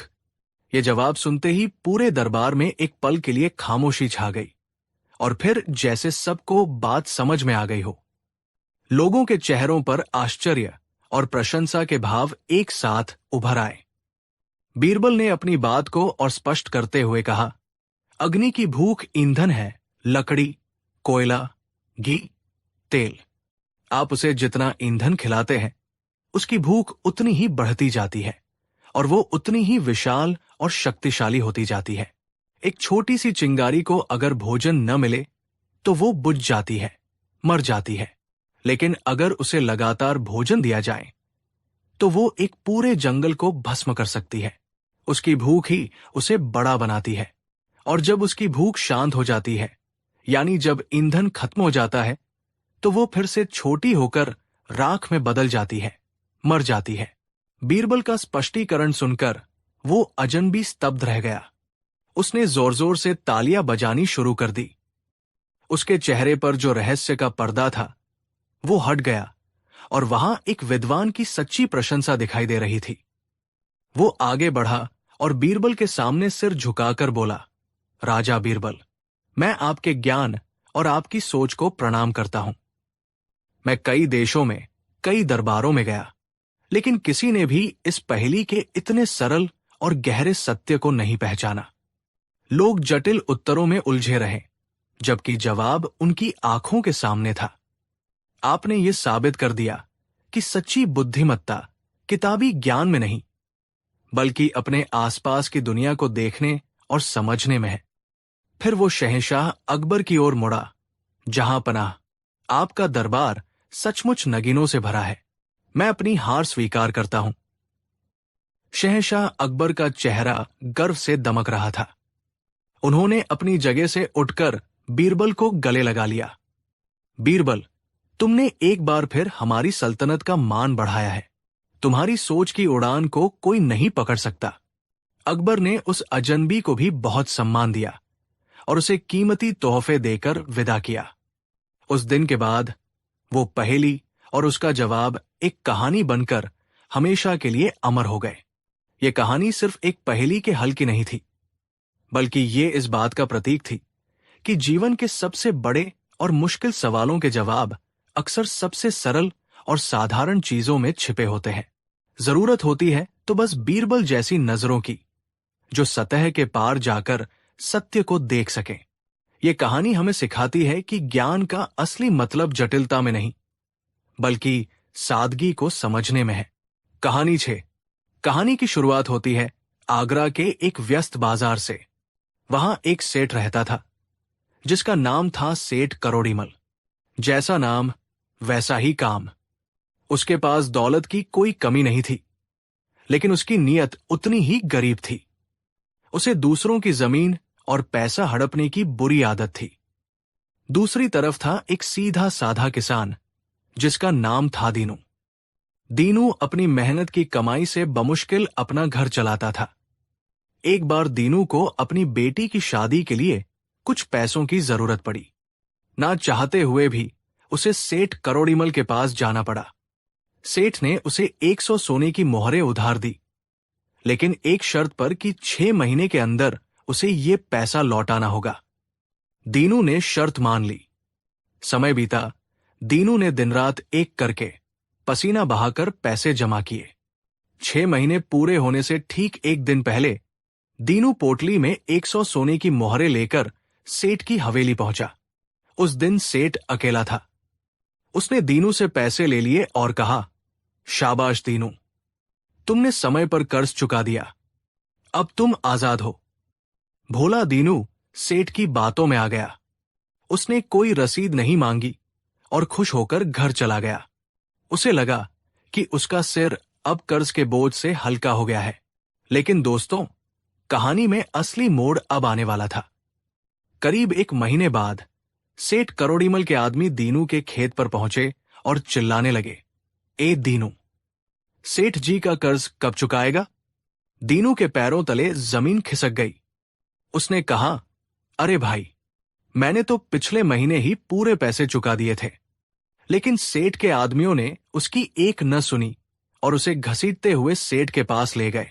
वहां सेठ करोड़ीमल ने जो नाटक किया, उसे देखकर दीनू रो पड़ा। सेठ ने कहा, कौन सा पैसा? कब दिया तुमने पैसा? क्या तुम्हारे पास कोई सबूत है? कोई रसीद है? दीनू गिड़गिड़ाता रहा, मालिक, उस दिन आप अकेले थे। आपने रसीद नहीं दी, लेकिन भगवान जानता है मैंने पैसे दिए हैं। सेठ हंसा और बोला, भगवान गवाही देने अदालत नहीं आते दीनू। अगर पैसे नहीं दिए तो अपना खेत मेरे नाम कर दे। बात बते बते बादशाह अकबर के दरबार तक जा पहुंची। अब फैसला मुगल-ए-आजम को करना था। अगले दिन दरबार सजा हुआ था। बादशाह अकबर ने दोनों की दलीलें सुनी। दीनू रो रो कर अपनी सच्चाई बता रहा था, जबकि सेठ करोड़ीमल पूरी अकड़ के साथ खड़ा था। बादशाह ने पूछा, सेठ करोड़ीमल, ये किसान कहता है कि इसने पैसे लौटा दिए हैं, क्या तुम इससे इनकार करते हो? सेठ ने झुककर सलाम किया और बोला, जहां अपना, ये किसान झूठ बोल रहा है।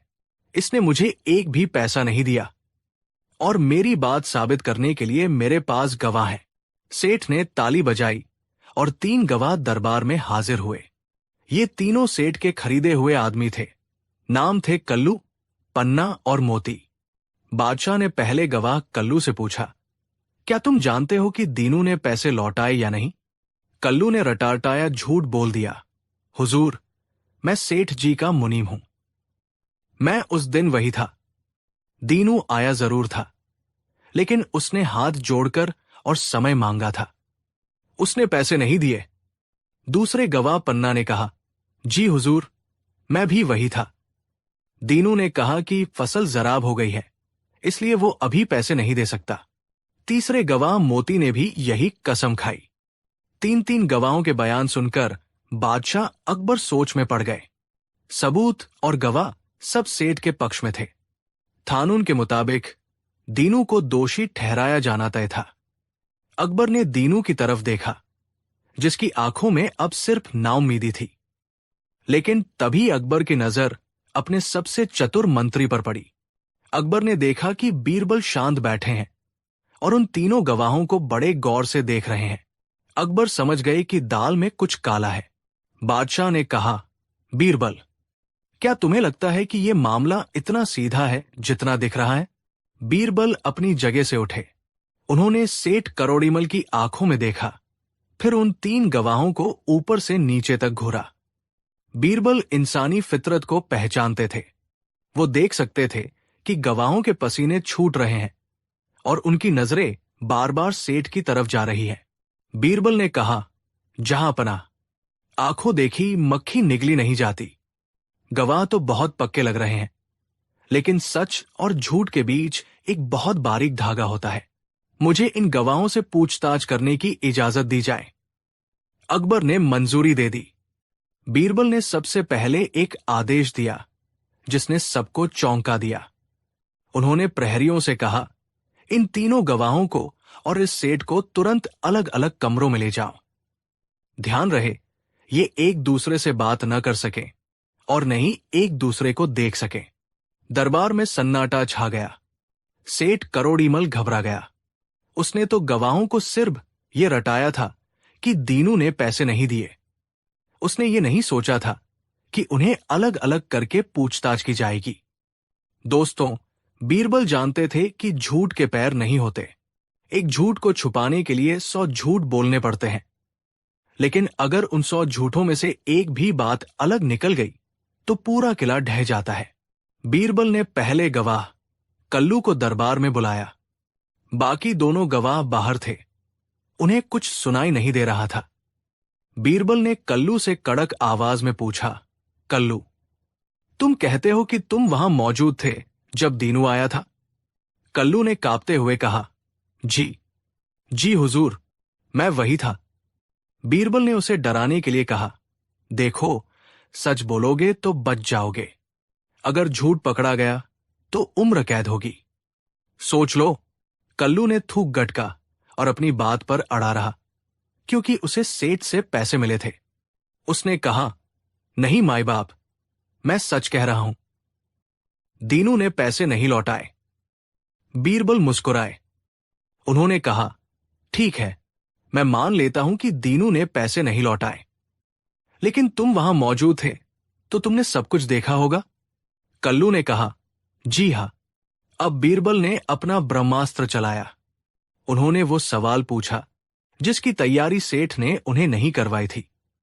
बीरबल ने पूछा, अच्छा बताओ, उस वक्त दीनू ने कौन से रंग की पगड़ी पहनी थी और वो सेठ के पास खड़ा था या बैठा था? कल्लू हड़बड़ा गया। उसने कुछ सेकंड सोचा और अंदाजे से बोल दिया, हुजूर, दीनू ने लाल रंग की पगड़ी पहनी थी और वो सेठ जी के कदमों में बैठा हुआ था।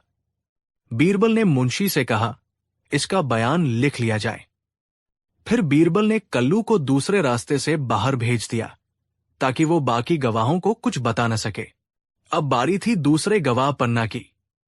पन्ना दरबार में आया। उसे नहीं पता था कि कल्लू ने क्या कहा है। बीरबल ने वही दबाव बनाया और फिर अचानक वही सवाल दाग दिया। बीरबल ने पूछा, पन्ना, तुम भी वहां थे, जरा याद करके बताओ, उस दिन दीनू ने किस रंग की पगड़ी पहनी थी और वो खड़ा था या बैठा था? पन्ना ने सोचा कि किसान है तो शायद मैली कुचैली पगड़ी होगी। उसने तपाक से कहा, हुजूर, दीनू ने पीले रंग की पगड़ी पहनी थी और वो पूरे समय हाथ जोड़कर खड़ा था। बीरबल की आंखों में चमक आ गई। मुशी ने ये बयान भी लिख लिया। पन्ना को भी बाहर भेज दिया गया। अब आया तीसरा गवाह मोती। मोती थोड़ा ज्यादा चालाक बनने की कोशिश कर रहा था। बीरबल ने उससे भी वही सवाल पूछा, दीनू की पगड़ी का रंग और उसकी स्थिति बताओ। मोती ने अपना अलग ही दिमाग लगाया। उसने कहा, हुजूर, जहां तक मुझे याद है, दीनू ने कोई पगड़ी नहीं पहनी थी। वो नंगे सिर था और वो सेठ जी के पास कुर्सी पर बैठा था। अब बीरबल ने प्रहरियों को आदेश दिया कि तीनों गवाहों और सेठ करोड़ीमल को दरबार में एक साथ खड़ा किया जाए। पूरा दरबार सस्पेंस से भरा था। दीनू अभी भी डरा हुआ था। बीरबल अपनी जगह से उठे और बोले, जहां अपना दूध का दूध और पानी का पानी हो चुका है। अकबर ने पूछा, कैसे बीरबल? तुमने तो बस पगड़ी का रंग पूछा था। बीरबल ने कहा, हुजूर, अगर ये तीनों सच में वहां मौजूद होते और एक ही घटना को देखते तो छोटी मोटी बातें भूल सकते थे, लेकिन मुख्य बातें एक जैसी होती। लेकिन जरा इनके जवाब सुनिए। बीरबल ने मुंशी से बयान पढ़ने को कहा। मुंशी ने तेज आवाज में पढ़ा। कल्लू ने कहा लाल पगड़ी और जमीन पर बैठा था। पन्ना ने कहा पीली पगड़ी और खड़ा था। मोती ने कहा कोई पगड़ी नहीं थी और कुर्सी पर बैठा था। बीरबल ने सेठ की तरफ उंगली उठाई और गरजे, सेठ करोड़ीमल। एक ही आदमी एक ही वक्त पर लाल पगड़ी, पीली पगड़ी और बिना पगड़ी के कैसे हो सकता है? वो एक ही समय पर खड़ा और बैठा कैसे हो सकता है? इसका मतलब साफ है कि ये तीनों उस दिन वहां थे ही नहीं। ये पूरी कहानी मनगढ़ंत है। सेठ करोड़ीमल का चेहरा सफेद पड़ गया। उसके गवाह एक दूसरे का मुंह देखने लगे। उनकी चोरी पकड़ी गई थी। उस एक सवाल ने कि पगड़ी का रंग क्या था, उनके रटेरटाए झूठ को चकनाचूर कर दिया था। झूठ का गुब्बारा फूट चुका था। बादशाह अकबर का गुस्सा सातवें आसमान पर था। उन्होंने कड़कती आवाज में कहा, सेठ, सच बताओ, वरना ऐसी सजा मिलेगी कि तुम्हारी आने वाली पुश्तें याद रखेंगी। डर के मारे सेठ करोड़ीमल कांपने लगा। वो घुटनों के बल गिर पड़ा और बोला, माफ कर दीजिए जहांपना, मुझसे लालच में भूल हो गई। दीनू ने पैसे लौटा दिए थे, लेकिन मैंने सोचा कि इसके पास कोई सबूत नहीं है, तो मैं इससे इसका खेत हड़प लूं। ये गवाह मैंने पैसों से खरीदे थे। पूरे दरबार में वाह बीरबल, वाह की गूंज उठने लगी। दीनू की आंखों में खुशी के आंसू थे। उसने बीरबल को झुककर प्रणाम किया। अकबर ने अपना फैसला सुनाया। चूंकि सेठ ने दरबार को गुमराह करने और एक गरीब को लूटने की कोशिश की है, इसलिए सेठ को दीनू का कर्ज माफ करना होगा। इसके अलावा जुर्माने के तौर पर सेठ को 500 सोने की मोहरें दीनू को देनी होंगी, ताकि वो अपनी बेटी की शादी धूमधाम से कर सके। और इन तीनों झूठे गवाहों को 6 महीने के लिए कारागार में डाल दिया जाए, ताकि इन्हें याद रहे कि झूठ की उम्र लंबी नहीं होती। दीनू, जो कल तक कंगाल होने वाला था, आज बीरबल की अक्ल की वजह से मालामाल होकर घर लौटा। तो दोस्तों, देखा आपने, झूठ चाहे कितना भी साजिश करके क्यों न बोला जाए, सच की एक छोटी सी किरण उसे बेनकाब कर देती है। बीरबल ने साबित कर दिया कि किसी को पकड़ने के लिए तलवार की नहीं, सही सवाल की जरूरत होती है। बीरबल ने उन गवाहों से घटना के बारे में नहीं पूछा जो उन्होंने रटा था, बल्कि घटना के विवरण के बारे में पूछा जो उन्होंने सोचा ही नहीं था। इसे ही कहते हैं हाजिर जवाबी। आज की कहानी से हमें 2 बड़ी सीख मिलती है। पहली, कभी भी किसी के साथ पैसों का लेन देन करें तो हमेशा लिखत पढ़त जरूर रखें, चाहे सामने वाला कितना भी भरोसेमंद क्यों न हो। और दूसरी, झूठ के पाव नहीं होते। आप दुनिया को धोखा दे सकते हैं, लेकिन अपनी ही कही हुई बातों के जाल में कभी न कभी फंस ही जाएंगे। आपको बीरबल की ये चतुराई कैसी लगी? अगर आप उस दरबार में होते तो उन गवाहों से क्या सवाल पूछते? नीचे कमेंट करके जरूर बताएं। अगर आपको ये कहानी पसंद आई हो तो वीडियो को लाइक करें और अपने दोस्तों के साथ शेयर करें।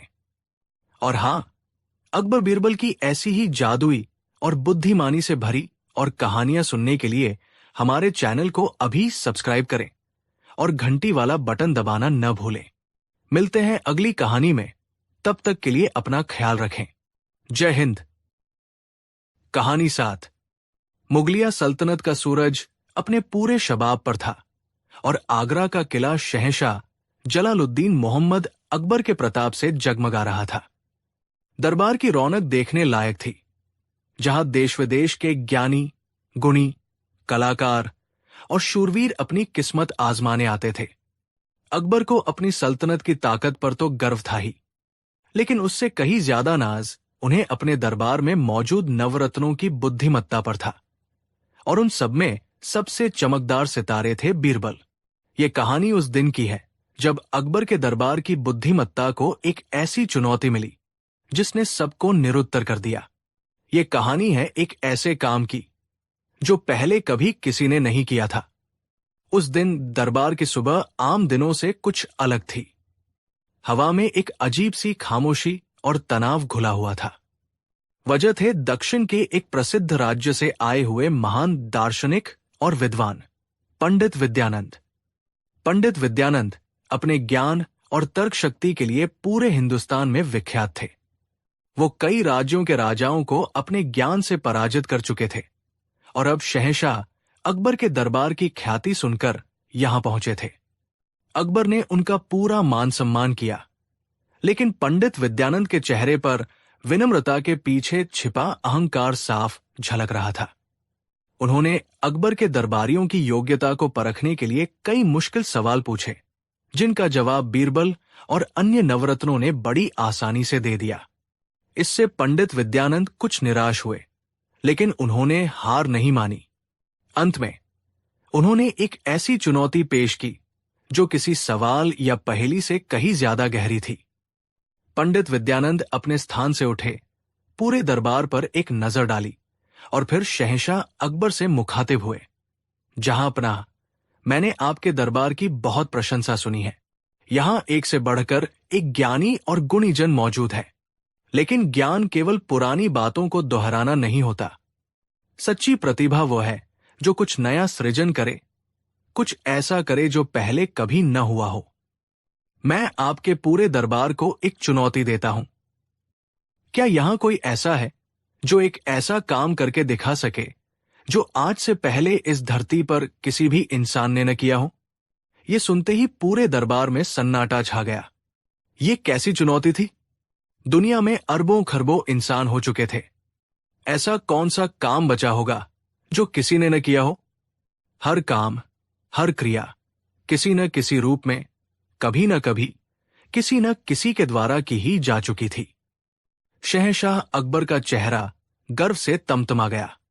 ये सिर्फ उनके दरबारियों के नहीं, बल्कि पूरी मुगल सल्तनत की इज्जत का सवाल था। उन्होंने अपनी भारी आवाज में घोषणा की, पंडित जी, आपकी चुनौती हमें स्वीकार है। हम अपने दरबार को एक सप्ताह का समय देते हैं। जो कोई भी ये असंभव लगने वाला कार्य करके दिखाएगा, उसे सल्तनत की ओर से 50,000 सोने की अशर्फिया और एक जागीर इनाम में दी जाएगी। इनाम की घोषणा ने दरबारियों में एक नई ऊर्जा भर दी। हर कोई उस अनूठे काम की तलाश में लग गया जो आज तक किसी ने न किया हो। पहला दिन बीता। सेनापति मान सिंह, जो अपनी वीरता और बाहुबल के लिए जाने जाते थे, सामने आए। उन्होंने कहा, जहां पनाह, मैं एक ऐसा तीर चलाऊंगा जो हवा में दूसरे तीर से टकराकर उसकी दिशा बदल देगा और फिर तीसरे तीर को भेद देगा। उन्होंने ऐसा कर भी दिखाया। दरबार वाहवाह कर उठा, लेकिन पंडित विद्यानंद ने मुस्कुराते हुए कहा, सेनापति जी, आपका कौशल अद्भुत है, लेकिन ये कोई नया काम नहीं। इतिहास में महान धनुर्धरों ने इससे भी जटिल कारनामे किए हैं। ये कौशल की पराकाष्ठा है, मौलिकता नहीं। मान सिंह का सिर झुक गया। दूसरे दिन शाही चित्रकार दरबार में हाजिर हुआ। उसने एक ऐसा चित्र बनाया था जिसमें एक ही चेहरे पर खुशी, गम, गुस्सा और शांति, चारों भाव एक साथ झलक रहे थे। ये कला का एक अद्भुत नमूना था। अकबर बहुत प्रभावित हुए, लेकिन पंडित विद्यानंद ने फिर वही बात दोहराई, कलाकार की कल्पना प्रशंसनीय है, लेकिन भावनाओं का चित्रण कला का आरंभ से ही हिस्सा रहा है। ये एक उत्कृष्ट कृति है, पर ऐसा काम नहीं जो पहले कभी न हुआ हो।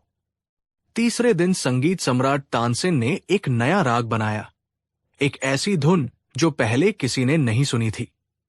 उस धुन में मेघ और मल्हार का ऐसा संगम था कि दरबार में बैठे लोगों की आंखों से आंसू बह निकले। सब मंत्रमुग्ध हो गए, पर पंडित विद्यानंद ने अपनी बात नहीं बदली। संगीतकार जी, आपकी कला दैवीय है। आपने एक नई धुन बनाई, लेकिन सुर तो वही सात है। नई धुनों का निर्माण हजारों सालों से होता आ रहा है। ये एक नया सृजन है, पर वो काम नहीं जिसे अभूतपूर्व कहा जा सके। दिन बीतते गए। कोई हवा में महल बनाने की बात करता, तो कोई पानी पर चलने का दावा करता। मुल्ला दो प्याजा ने तो हद ही कर दी। वो एक गधे पर उल्टे बैठकर और अपने सिर पर तरबूज रखकर दरबार में आए और बोले, देखिए, ये काम आज तक किसी ने नहीं किया होगा। पूरा दरबार हंस पड़ा, लेकिन ये मजाक था, चुनौती का हल नहीं। 6 दिन बीत चुके थे। अकबर के दरबार की शान दांव पर लगी थी। शहंशाह का चेहरा चिंता से मुरझा गया था। पंडित विद्यानंद की विजयी मुस्कान उन्हें चुभ रही थी। पूरे दरबार में एक ही व्यक्ति था जो अब तक शांत था, चुपचाप सब कुछ देख और सुन रहा था, और वो थे बीरबल। 7वें और आखिरी दिन, जब सबने अपनी हार मान ली थी, अकबर ने उम्मीद भरी नजरों से बीरबल की ओर देखा। बीरबल, क्या तुम्हारी चतुराई ने भी जवाब दे दिया? क्या आज हमारे दरबार की लाज नहीं बचेगी? बीरबल अपनी जगह से उठे। उन्होंने शहंशाह को सलाम किया और फिर पंडित विद्यानंद की ओर देखकर मुस्कुराए। जहांपना, मुझे थोड़ा समय और कुछ चीजों की व्यवस्था चाहिए। मैं वो काम करके दिखा सकता हूं जो आज तक किसी ने नहीं किया। बीरबल का आत्मविश्वास देखकर अकबर की जान में जान आई। हुक्म करो बीरबल, तुम्हें क्या चाहिए? बीरबल ने बड़ी विनम्रता से कहा, जहांपनाह, मुझे दरबार के बाहर बाग में एक खुली जगह चाहिए। साथ ही शहर के किसी भी आम नागरिक के घर से एक ऐसा नवजात शिशु चाहिए जो आज या कल में ही पैदा हुआ हो, और उसकी मां को भी साथ आने की इजाजत दी जाए। और मुझे सोने की अशर्फियों से भरी एक छोटी थैली चाहिए होगी। बीरबल की मांगे सुनकर सब हैरान रह गए। एक नवजात बच्चा, उसका इस चुनौती से क्या लेना देना? मुल्ला दो प्याजा ने फुसफुसाया, लगता है बीरबल आज कोई जादू टोना करने वाला है। लेकिन अकबर को बीरबल पर पूरा भरोसा था। उन्होंने तुरंत सारी व्यवस्था करने का हुक्म दिया। कुछ ही देर में दरबार बाग में इकट्ठा हो गया। शहंशाह, पंडित विद्यानंद और सभी दरबारी एक तरफ खड़े थे। थोड़ी दूर पर एक गरीब धोबिन अपने नवजात बच्चे को गोद में लिए सहमी हुई खड़ी थी। बीरबल ने पहले शहंशाह से इजाजत ली, फिर उस स्त्री के पास गए। उन्होंने उस मां को प्रणाम किया और कहा, बहन, डरो मत, मैं तुम्हारे बच्चे को कोई नुकसान नहीं पहुंचाऊंगा। बस एक पल के लिए इसे अपनी गोद में लेने की इजाजत चाहता हूं। उस स्त्री ने डरते डरते अपना बच्चा बीरबल की ओर बढ़ा दिया। अब सबकी निगाहें बीरबल पर थी। पंडित विद्यानंद बहुत ध्यान से देख रहे थे कि बीरबल ऐसा कौन सा अनोखा काम करने वाले हैं। बीरबल ने उस नन्हे से कोमल शिशु को अपने हाथों में लिया। बच्चे की मासूम आंखों में देखकर वो एक पल के लिए मुस्कुराए। फिर उन्होंने एक ऐसा काम किया जिसकी किसी ने कल्पना भी नहीं की थी। उन्होंने घुटनों के बल बैठकर उस नवजात शिशु के नन्हे पैरों को बड़ी श्रद्धा से अपने माथे से लगाया, ठीक वैसे ही जैसे कोई अपने पूज्य या ईश्वर के चरण स्पर्श करता है। ये दृश्य देखकर पूरा दरबार सन्न रह गया। ये क्या था? एक मजाक? एक पहेली? शहंशाह अकबर भी कुछ समझ नहीं पाए। पंडित विद्यानंद के चेहरे पर भी हैरानी के भाव थे। इसके बाद बीरबल उठे। उन्होंने बच्चे को वापस उसकी मां की गोद में सुरक्षित लौटा दिया और सोने की अशर्फियों से भरी थैली उस स्त्री को देते हुए कहा, बहन, ये इस बच्चे के उज्जवल भविष्य के लिए हमारी तरफ से एक छोटी सी भेंट है। अब आप जा सकती हैं। जब वो स्त्री चली गई, तो बीरबल वापस शहंशाह और पंडित विद्यानंद के सामने आकर खड़े हो गए। मुल्ला दो प्याजा अपनी हंसी नहीं रोक पाए। वाह बीरबल वाह, ये कौन सा नया काम था? बच्चे के पैर छूना, ये तो हर बड़ा स्नेह में करता है। अकबर ने भी पूछा, बीरबल साफ साफ बताओ, ये सब क्या था? इसमें नया क्या था? बीरबल ने शांत और गंभीर स्वर में कहना शुरू किया, जहांपनाह और आदरणीय पंडित विद्यानंद जी, मैंने अभी अभी एक ऐसा काम किया है जो सृष्टि के आरंभ से लेकर आज तक इस धरती पर किसी भी इंसान ने नहीं किया है। पंडित विद्यानंद ने कहा, वो कैसे? अपनी बात को सिद्ध करो। बीरबल ने समझाना शुरू किया, पंडित जी, इस दुनिया का नियम देखिए। जब एक बच्चा जन्म लेता है तो उसके माता पिता उसकी परवरिश करते हैं, उसे पाल पोस कर बड़ा करते हैं। पिता अपनी पूरी जिंदगी की कमाई और मेहनत अपने बच्चे पर लगा देता है। इस तरह हर संतान अपने पिता की ऋणी होती है, उस पर अपने पिता का कर्ज होता है। जब संतान बड़ी हो जाती है तो वो अपने पिता का सम्मान करती है, उनके पैर छूकर आशीर्वाद लेती है, उनकी सेवा करती है और उनके बाद उनके नाम को आगे बढ़ाती है। यानी पुत्र हमेशा पिता के चरणों में झुकता है। ये सृष्टि का नियम है। इतिहास में, पुराणों में, हर कथा कहानी में, हर घर में यही होता आया है। पुत्र पिता का ऋण चुकाने की कोशिश करता है। बीरबल ने एक पल का विराम लिया। उनकी आवाज में एक अनोखी गहराई थी। लेकिन आज यहां इस दरबार के सामने इतिहास में पहली बार एक पिता ने अपनी संतान के चरण स्पर्श किए हैं। सब चौंक गए। बीरबल ने आगे कहा, मैं भी एक पिता हूं, और आज मैंने एक पिता के रूप में एक नवजात शिशु, एक पुत्र के चरण स्पर्श किए हैं। आज तक किसी पुत्र ने पिता के पैर छुए हैं, लेकिन किसी पिता ने अपने ही पुत्र समान किसी शिशु के पैर छूकर ये नहीं कहा कि बेटा, आज से तुम्हारा ऋण मुझ पर है। मैंने उस शिशु के पैर छूकर सांकेतिक रूप से उसके भविष्य की जिम्मेदारियों का भार अपने माथे पर लिया है। मैंने पुत्र का ऋण अपने सिर पर लिया है, जबकि हमेशा पुत्र पिता का ऋण अपने सिर पर लेता है। ये सृष्टि के क्रम को, भावनाओं के प्रवाह को उलटने जैसा है। ये एक ऐसा काम है जो आज से पहले किसी पिता ने अपनी संतान के लिए नहीं किया। बताइए पंडित जी, क्या मैं गलत कह रहा हूं? क्या इतिहास में कोई ऐसा उदाहरण है जहां एक पिता ने अपनी संतान के चरण स्पर्श किए हों? बीरबल की बात सुनकर पंडित विद्यानंद स्तब्ध रह गए। उनकी आंखों में जो अहंकार था वो अब आश्चर्य और सम्मान में बदल चुका था। उन्होंने सोचा था कि चुनौती का जवाब किसी शारीरिक कर्तव्य, किसी कला या किसी वैज्ञानिक चमत्कार में मिलेगा, लेकिन बीरबल ने तो भावनाओं और रिश्तों के उस गहरे सागर में गोता लगाया था जहां आज तक कोई नहीं पहुंचा था। उन्होंने एक साधारण से दिखने वाले काम को एक ऐसे गहरे दार्शनिक अर्थ से जोड़ दिया था जो सचमुच अभूतपूर्व था। पंडित विद्यानंद ने अपना सिर झुका लिया। उन्होंने आगे बढ़कर बीरबल के हाथ पकड़ लिए। बीरबल जी, मैं हारा और आप जीते। मैं तो क्रियाओं की नवीनता खोज रहा था, लेकिन आपने तो विचारों की मौलिकता का एक नया अध्याय लिख दिया। आपने जो किया वो केवल एक काम नहीं, बल्कि एक दर्शन है। ये सचमुच एक ऐसा काम है जो आज से पहले किसी ने नहीं किया। शहंशाह अकबर धन्य है कि उनके दरबार में आप जैसा नगीना है। शहंशाह अकबर का सीना गर्व से फूल गया। उनकी आंखों में खुशी के आंसू थे।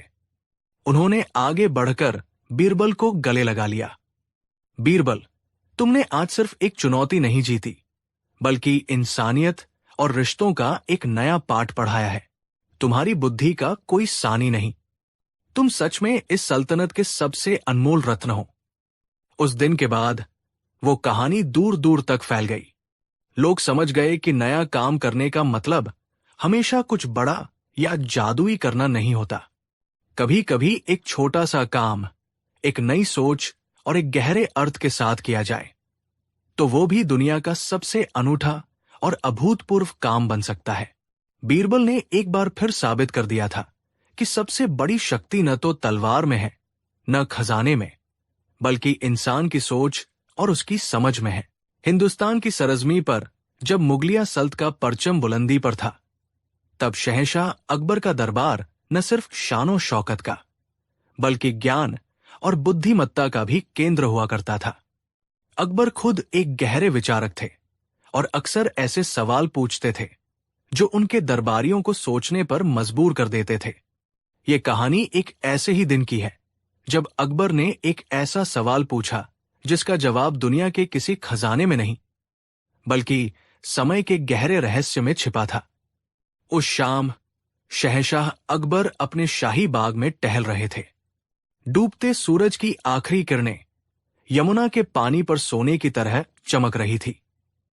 फूलों की महक हवा में घुली हुई थी और माहौल में एक अजीब सी शांति थी। लेकिन शहंशाह का मन अशांत था। वो कुछ गहरी सोच में डूबे हुए थे। उनके साथ उनके सबसे प्रिय मित्र और सलाहकार बीरबल चुपचाप चल रहे थे, शहंशाह के मौन को तोड़ने का इंतजार कर रहे थे। अकबर एक पुराने हो चुके चिनार के पेड़ के पास आकर रुक गए। उन्होंने उस पेड़ के खुरदुरे तने पर हाथ फेरा और एक गहरी सांस ली। गहरी आवाज में अकबर ने कहा, बीरबल, इस पेड़ को देखो, इसे हमारे दादा हुमायूं ने लगवाया था। तब ये एक छोटा सा पौधा था। आज ये इतना विशाल हो गया है, लेकिन इसकी पत्तियों में अब पीलापन आने लगा है। इसकी शाखाएं कमजोर हो रही है। कुछ सालों में शायद ये पेड़ भी नहीं रहेगा। बीरबल ने शांत भाव से जवाब दिया, ये तो प्रकृति का नियम है जहांपना, जो उगता है वो ढलता भी है। अकबर ने आसमान की ओर देखते हुए कहा, हां, यही तो मैं सोच रहा हूं। ये आलीशान किला, ये सल्तनत, ये ताज, आज ये सब कितना शक्तिशाली और स्थायी लगता है, लेकिन क्या ये हमेशा ऐसा ही रहेगा?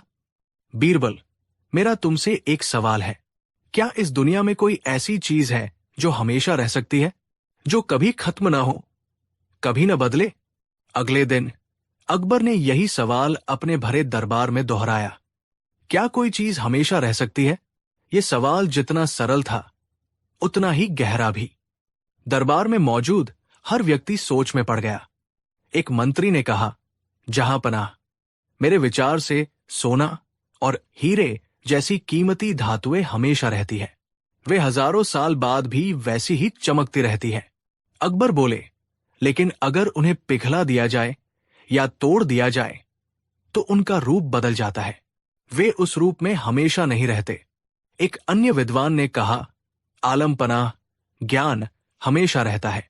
जो ज्ञान किताबों में लिख दिया गया है वो पीढ़ियों तक बना रहता है।